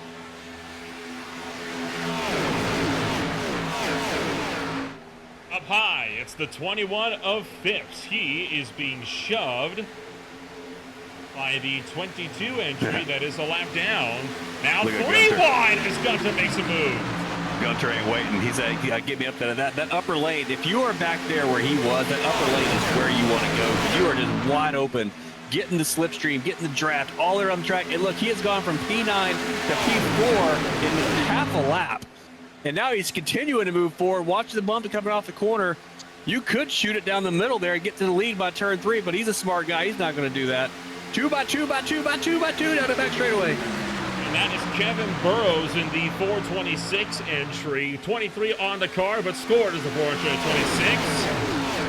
Now dropping him back to 5th. We're into the final third of this race, under 40 laps to go. And Joshua Rutherford leading the way out of turn number 4 once again. Everybody settle in 2 by 2 for the whole pack here on the restart. Everyone's kind of finding their spot. Looks like Gunter's going to stop around P6 there on the outside. Third car in line on the top groove. That top groove looks really well organized. Those first 3 cars right there. Not a lot of weaving, straight in line down the back straightaway. Now they are. That's right line in the back straightaway. Let's watch them through 3 and 4. And when you do that, look at the speed they carry into turn 3. You can see it right there. If you stay organized, look, 21's running right side on the white line. Gunter's running right side of the white line. They're going to get a massive run down the front straightaway here, Nolan. Getting a little bit of that steeper transition off the top side of 2 and 4 allows for these massive runs down the straightaways that we have seen time after time again at not just Daytona, but at the iRacing Superspeedway, at Talladega, and even some mile and a halfs as well. You get a similar effect, but not to the the debris that you get here, but not going to be enough for Phipps to pull through this time around for 3 and 4. So Phipps remains in line for second, and Joshua Rutherford picking up the race lead. He continues to make his run down low, just behind. That's why Hagee getting a little bit crossed up. Alex Howland is also in the mix on the bottom side. Yeah, that bottom lane's getting a little better organized as well. So these lines are both stalling on each other. The top 3 or 4 cars in each one of these lines are doing a really good job of staying in line, pushing each other where you need to push. Very tight racing here. You start getting back there, like, you know, I mean, 4th car line, right about where Gunter's at, actually. It starts breaking up a little bit. You see a little more gaps, a little more weaving going on. Car in the wall, brushing it. That was a 23 lap car of what? That is not a lap car. That is 46 car. 426. Oh, trouble back straight away. The Thompson? Yep, Rick Thompson just went sliding way down the racetrack. Gotta be a yellow, no? Nope, no yellow. We'll keep it green. Wow, he went off hard left. But yeah, top 5 cars now side by side. So going in the turn, they had a little car brush the wall there on the outside, and they checked up, but what happened here with Rick? Oh, did he? Oh, no, he got hit. He hit the wall. Good job locking it down. Beautiful save. Oh my goodness! Wow. Wow, I thought he was for sure. I thought he was pulling a Danica on the inside wall there for a second. That was okay. Anyway, back straight away. 2x2 by 2x2. Wouldn't that be an Allgaier from the Xfinity series? Also the same year. It was I don't remember that car. one, but I remember the Danica one. I don't remember that one though. It was A7 car that went to the inside wall. I'm not sure if it was Allgaier. It might have been somebody else. 2 cars have hit that wall over the years. It's harder to keep track of them all these days, but these guys are doing a good job. Again, look, the top 3 in each line here are really good at. Okay, Gunter's kind of thinking about the 3rd lane there, but they're doing a good job staying in line and being, they're being conservative enough with it where they're not trying to wreck each other. Behind that, I'll tell you the spot that's really starting to make me nervous is the 4th and 5th car on the outside lane there. Those two are getting a little aggressive. Those are the teammates, right? Trying to push each other. Oh, boy. No, not the teammate. Yeah, there's one right there. Yeah. That's the spot that's kind of jumping out now that I'm keeping an eye on. Gunter ahead of him there is not in any hurry to get moving up, past the 2 cars ahead of him. But I imagine the teammates want to connect each other at some point. So that is Dave Seats, the driver that spun into pit road. He went down the lap. He has since gotten that lap back. And now he's fighting to try to maybe keep a spot in the top 10 here. The 28 cars up there showing the tail end of the lead lap. I think that's the one they're catching up to now. He's going to slide in. Where's he going to be on the bottom? Yeah, they're going to try to go around the outside. Good spot to catch him on the back straightaway. 8 car up there as well. They're going to try to get a little bit of that slipstream. Someone else peeling down below the yellow line. What's going on here? Rutherford down onto the apron, back up to traffic. Heads up. Everyone goes evasive. Will survive another. There was that a bump draft gone wrong. We didn't see it live, but leader got shuffled down. Coming off the corner. Bump draft gone badly. Oh, it's a push of the pusher right there. Good job of holding on to that race car. But yeah, he got shot really hard right there. But that's gonna look at Gunter. He's moved down to the bottom. And I said, "Yep, this is where I want to be now on the bottom." I don't blame him. I bet you he's gonna get a run. He's gonna jump to that top lane. Once he gets a nice run, jump in front of that 7 car up there. I don't think you want to be 3rd in line here. 3rd's where you see cars get kind of that bump draft, get shot off the track. So imagine you get a good run, let that outside lane kind of come up to you, and just slide up there right in front of them and get the benefits without the work.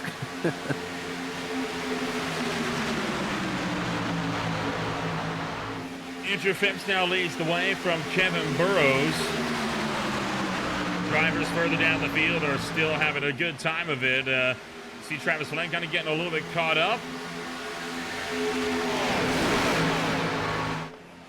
Roughly 31 minutes to go on the timer of this race. 32 laps left on the docket. It's going to be tight. Really tight. Either way, I think the next pit stop is the last pit stop. I think that's the key. You're going to see some folks. I mean, here's the thing, though. On the next pit stop, you need a full tank because they're going to pit. The last pit stops were on lap 77. So, again, you add 22 laps to that. You're looking at laps 96. And 96 will get you, what, another 24 to the end? Or something like this? I don't even think that much. I think it'd be more like 22. Well, that's how many laps you get on a tank, no, it's 22. That's why this is so nice, because you got to, if you want to stretch an extra lap out, you need to stretch an extra lap out right now to guarantee you get to the end on fuel. Of course, the yellow, I think, will do that for you as well. But I don't like being the leader in this pack right now. I think you want to be back in this, a couple cars back, saving a little bit of gas. Try to stretch an extra lap out. Chances are it'll end under yellow and it won't be a problem. But if it does go green, you're going to be in a nice spot if you have that extra lap of fuel.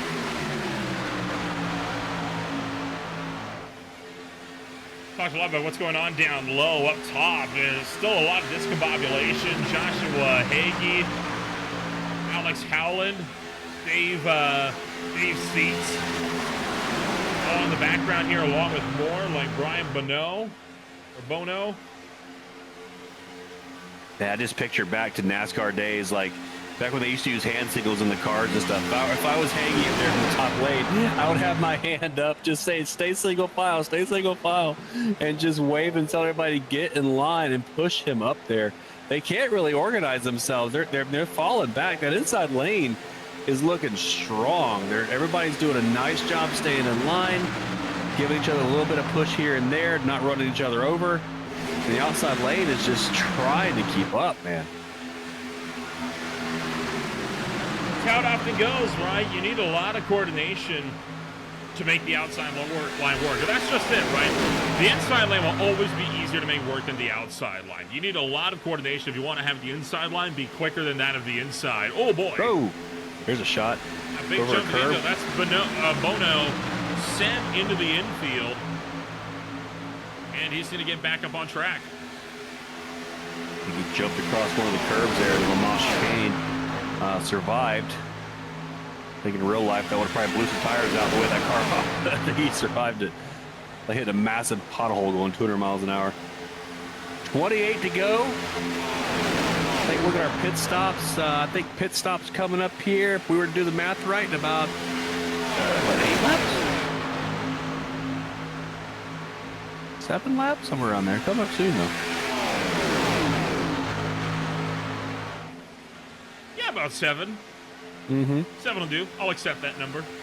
Yeah, it's that Georgia math. Trying to figure it out. I couldn't quite figure it out. So, Bips up front, though. He's running wide. He's going to be the first one to pick. He's running wide open. We saw him try to... Oh, that wasn't him. That was actually the other teammate trying to stretch it out last time, right? So, 23 car, though, up there pushing as well. Oh, sorry, it's not it's the 426. To the numbers, man. The numbers. Make the numbers match. So, it's a paint scheme thing for me. You and Derek Watson, I think, would enjoy each other's company because he also has a thing for cars not matching their story number. Yeah, it's a thing for me too. But he's up there as Burrows. Running laps. Another lap car coming up here. Let's see how they navigate this one. This one's running all by himself, so these guys should swallow him up quite quickly. Most Daytona races would be over within the next 7 laps, but for us, we're going to be going another 20 laps longer than that. Very unusual to get a race that's, over 100 laps, right? I think that tends to be like the industry standard for NASCAR races at Daytona. It's like, yep, do 100. You don't do more unless you're going to do the full 500 miles, but not here. The 300-mile run, full 100% race for these Xfinity cars. I like it. Adds an extra pit stop to it, like we said. So that's going to be Thompson. He's going to run up top. Upper lane's going to have to thread him coming off the 2. That's a tricky spot to do it. And holding your breath. Looks like they did. Everyone scrapes by. Phipps continues to lead. Hagee continues to lead from the high show. The lane's getting a little organized. Only 11 cars remain now on the lead lap. And here we go. We got pitters, and these are all cars that are laps down. Oh, almost did it again. So if they pitting now, man, it's tight. I don't know. I don't think they can make it. They're counting on a yellow. Any kind of green, white checkers though, they're done. Which I don't know if that's on the books tonight or not with the time limit, but pit stops for everyone else. 4 laps from now is my guess.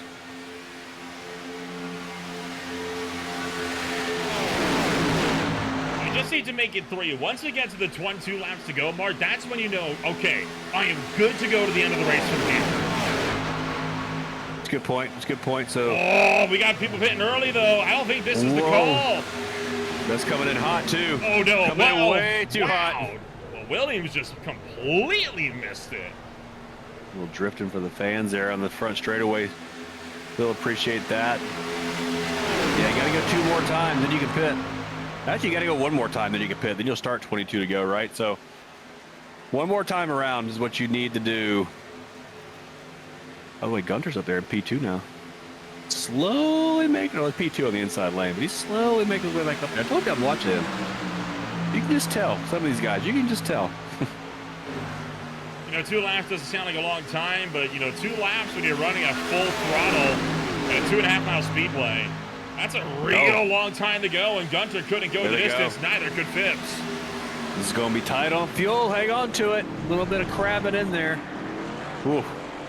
Good job. Take there from Gunter. This should be that was a good entry from him. This is going to be a fuel mileage race through and through. It is. If it stays green, it's going to be a fuel mileage race for sure.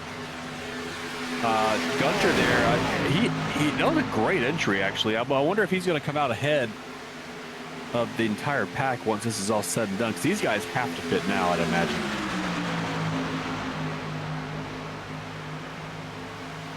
.23 to go.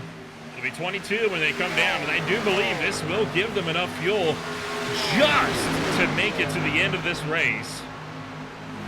And sure enough, here comes everyone else. Almost. Oh, contact! Big crash! Man, the 4 just shot the 50 off. I wonder if the 50 got a penalty for that. Maybe. He went off. I think he went off in the grass. I think he made entry, but might have got a speeding penalty there if he slowed down the other car. Let's see. Coming in hot. Coming in right here. Too long. Holy cow. Jeez. Wow.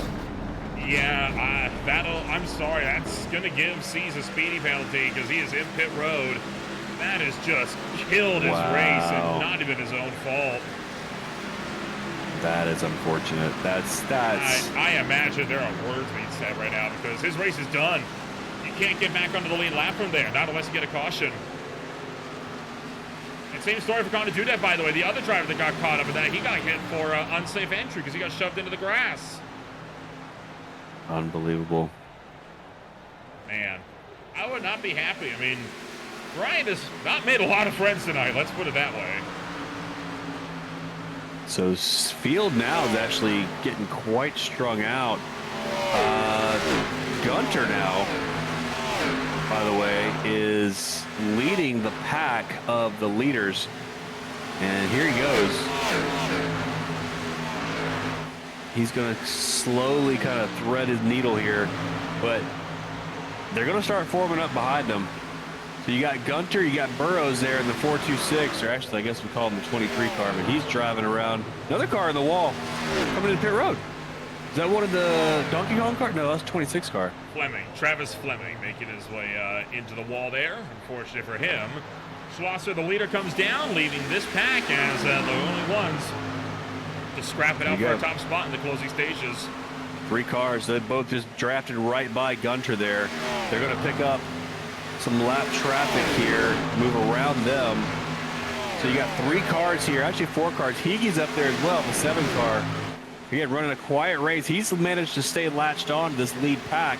He's going to get some help from these lap cars to get up there. So these 3 cars up front, you got Schlosser, Burrows, Phipp, and Gunter. Actually, sorry, Burrows is getting caught by these guys, right? He's coming off pit road. So, critically Where's he here, at? Burrows, Phipps, and Gunter are not safe on fuel.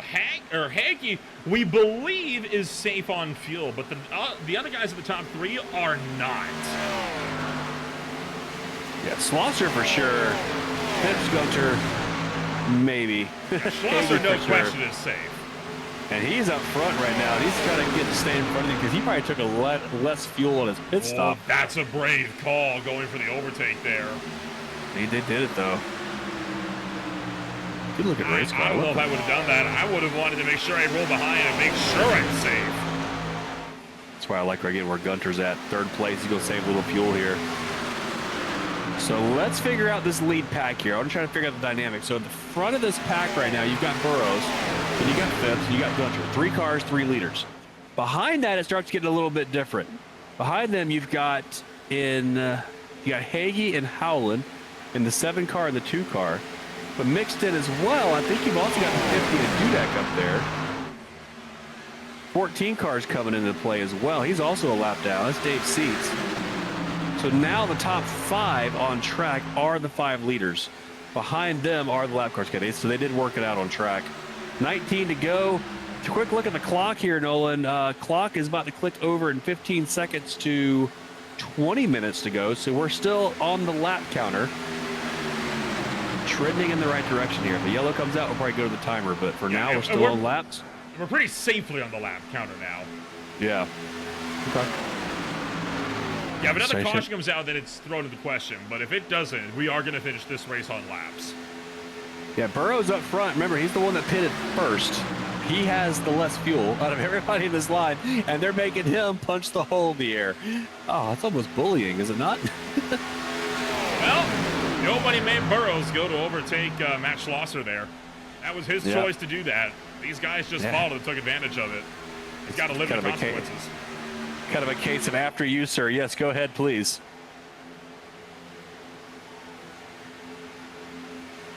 Well, coming up over the next week on Green Flag TV as we enter the final stages of racing action this afternoon. Tomorrow night, the High Time Racing League MF Racing Designs Premier Series closes out the first round of playoff competition at Atlanta Motor Speedway, as we'll eliminate 4 and go down to 8 for the championship. The ASRL Cup Series makes their swing back to Daytona. They'll be at the road course layout, though, at 8:45 p.m. Eastern Time. On Wednesday night, the Beer League is out at Barber Motorsports Park for the first time in Beer League history. And then on Thursday night, Cup Series racing finally returns to Green Flag TV with the Eliminator qualifying race at Daytona International Speedway for the season opener. That'll be for the Speed Cup Series on Thursday night. Closing out the week, the SRA IEL Truck Series for Race 5, the Flat Out 200 at Bristol Motor Speedway, and that'll be capped off then by the ASRL Xfinity Series presented by Purple Haze Autosports over at America's Home for Motorsports. Charlotte Motor Speedway plays host to round number 2 to close out February. 16 to go, lead pack now single file, just clicking off laps. I imagine they're probably saving fuel too. If I were to guess, these guys are probably running a little bit of limited throttle down the back straightaway. Looking at the lap times, they are running about a second slower than they have been. Now that could be because they're running single file and not running in a big pack, or they could be saving fuel.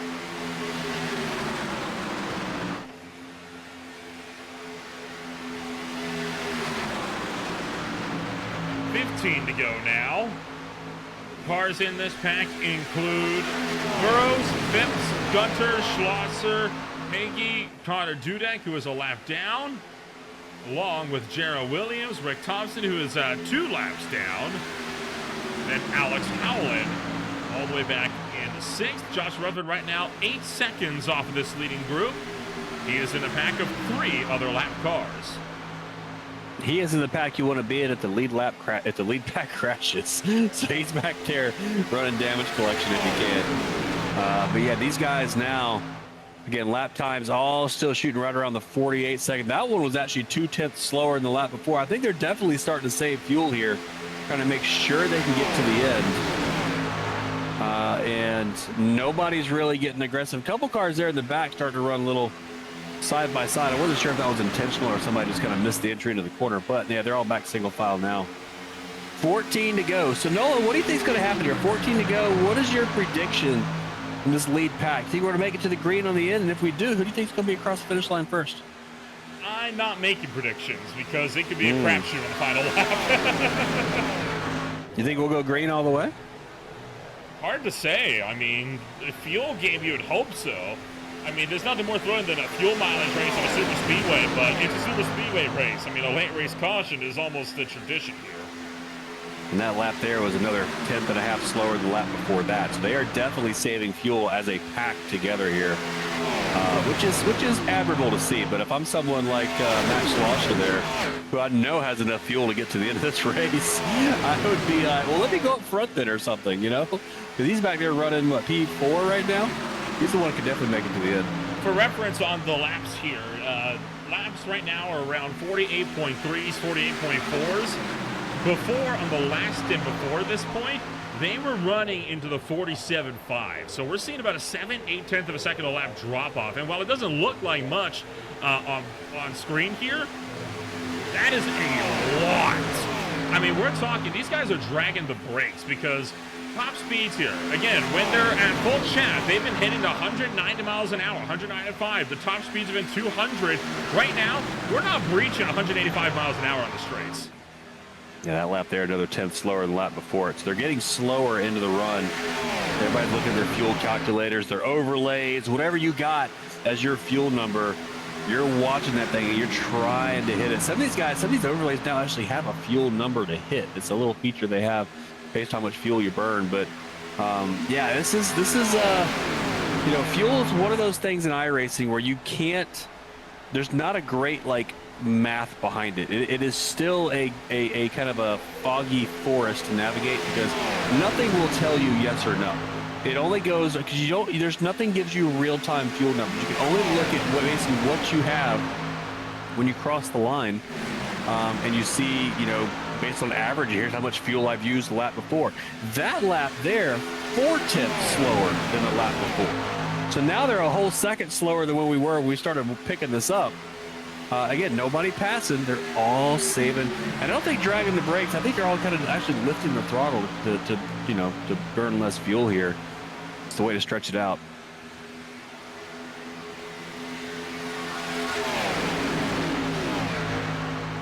To go at the line. Boy, what a race that we've had this afternoon. Been a lot of action earlier on, and been a lot of excitement around the middle portion of this race too. But now, I mean, this is kind of settled down now.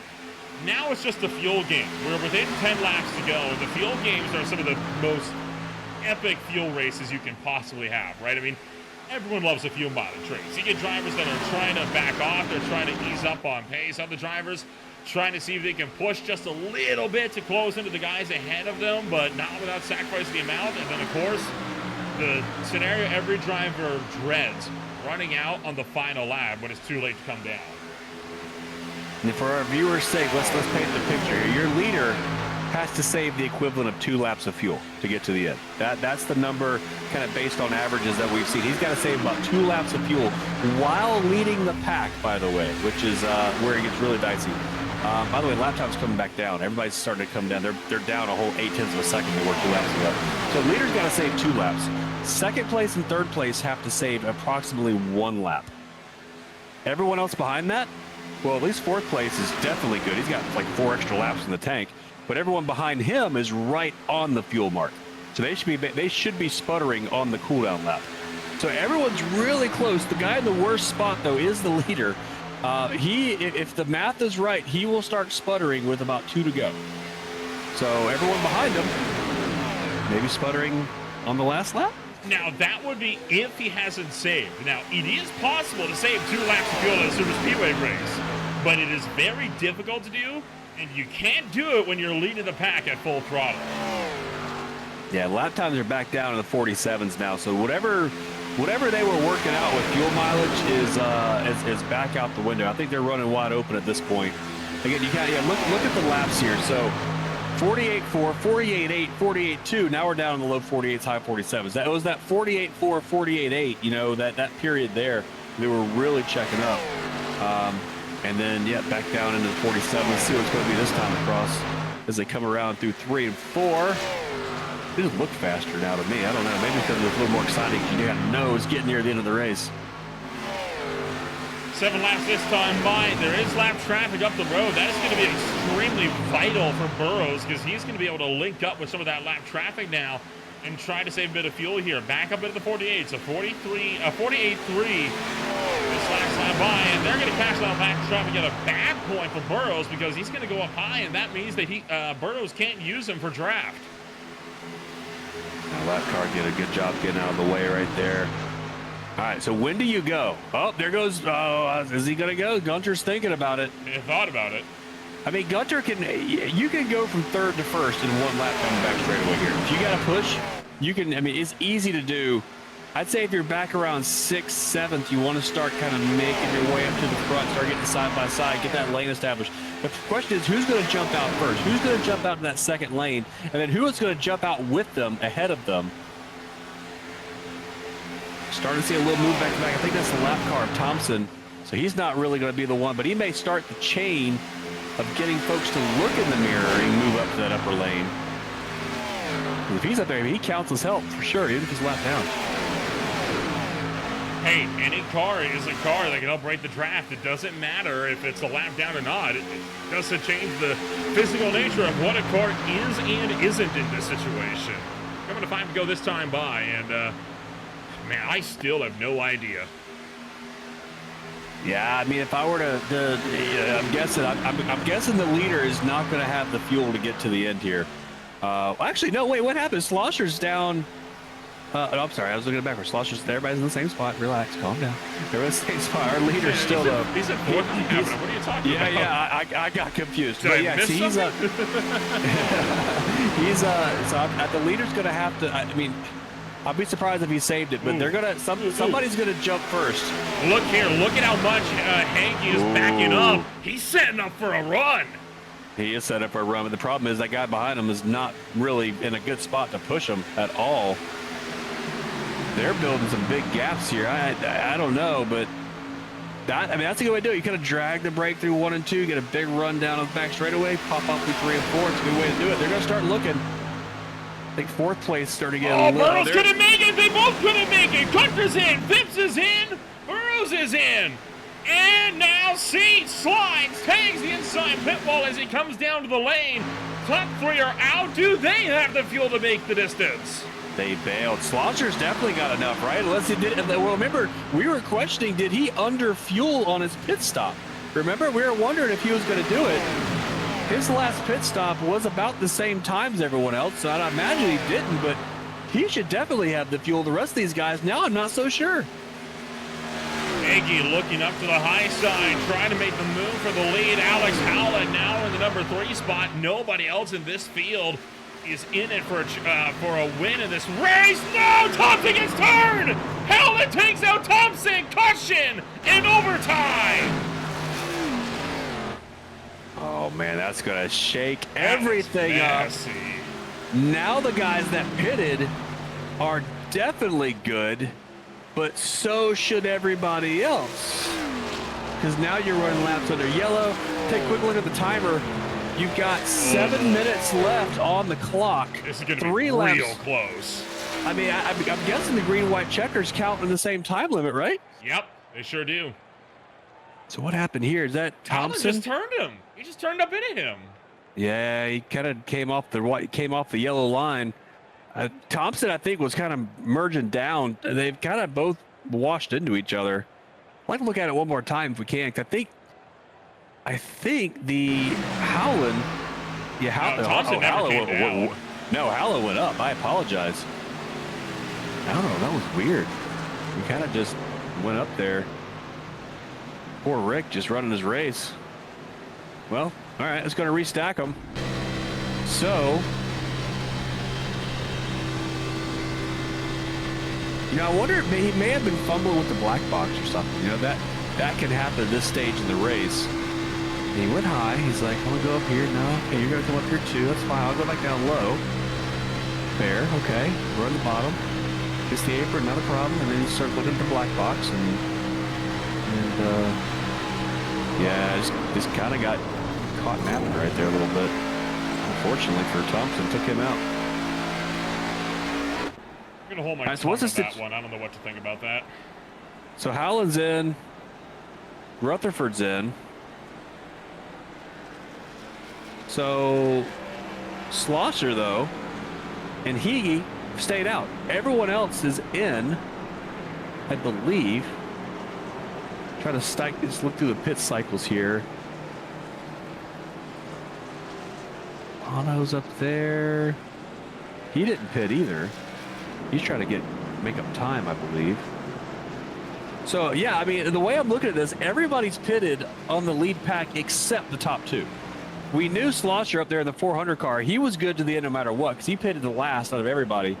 Benefit of being the last pit stop is you get to be here at the top. Now, the green-white checker, do you have enough for that? I don't know, but you're saving now.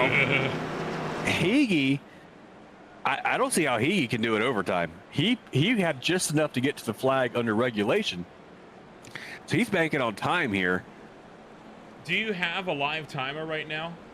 I do, yeah. There's 49:33. Last lap was a minute and a half, so this might be a one-lap dash potentially.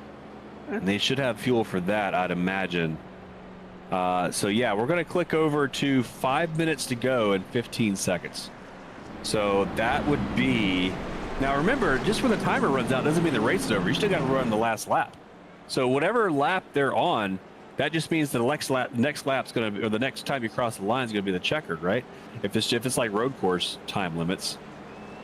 But again, the lights are still on the pace car, so you got at least, where's he on the back straightaway right now? Or is that coming off 4? 4. Coming off 4. This is coming to 1 to green here. Okay, so you got 3 minutes, so you're gonna have 2 laps. Is he gonna? It depends because the last caution lap they were still catching up to the pace car. Hege thought about bailing right there, but I don't know if Hage's gonna have the fuel. Slosher should definitely be good. So crossing the line now, 3 minutes from now, is going to put them at 2 minutes. 53. It's going to be a minute and a half. They're going to have a minute and a half and we're going to take the green flag. All right, so that should be enough to get the 2 laps in, and literally only the 2 laps in, which is good because we only have 1 overtime attempt. So this is ended on laps no matter what, in other words, but just barely. My goodness, by 30 seconds. I mean, it's good time limit. Whoever picked that out, that's a good job. I feel like we're going to hit that on the short tracks. Minute 55 is a good number, apparently. All right, so let's figure out what we got going on here. So, yeah, you're right. So, leader, definitely good on fuel. Outside lane, Phillips here on the 21. He's definitely good on, actually, he's on the inside lane. He's definitely good on fuel. The car we're not sure about is Hege. He's the black car on the outside. He may not have the fuel to get to the end here. Everyone else essentially up there except the 4 car of Brian Bonneau, he might not have. He pitted on the same lap as Hege did. Gunter's up there in the second and 3rd car on the inside lane. Man, I don't know. This is because if Hege runs out, depending on where he is on track, that may settle it. Because he's far enough ahead where it could be an accordion behind him.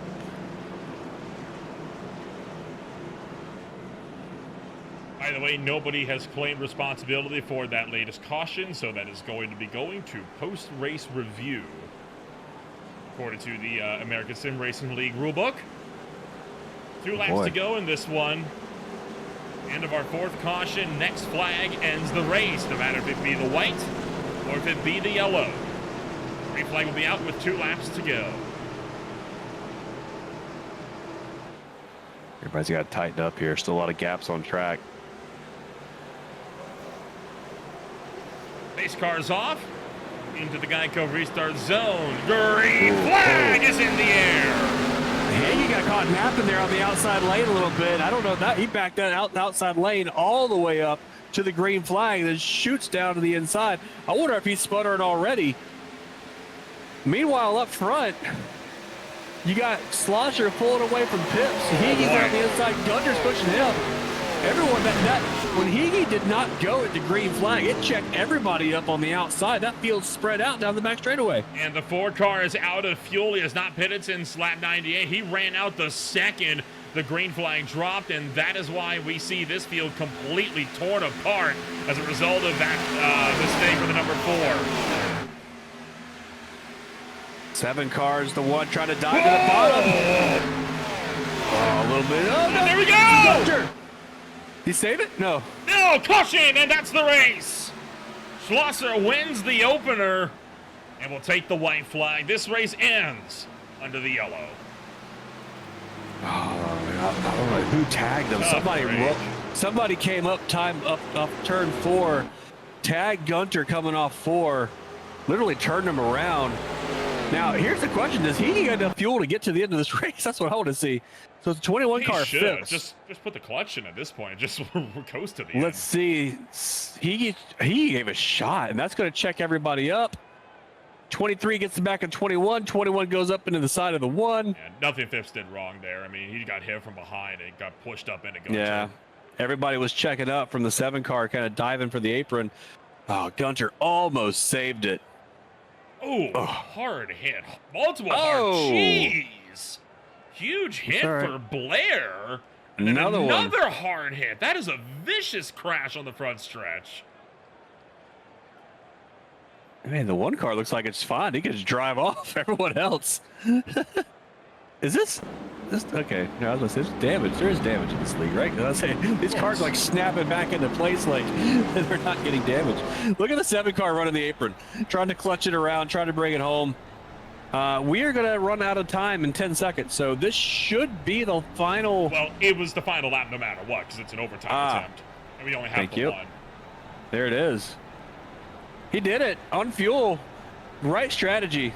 Checker flag is out. Matt Schlosser takes home the race win this afternoon, and he'll take the salute to service season opener. He'll immediately burn it down, probably because he doesn't have the fuel to try and make it around.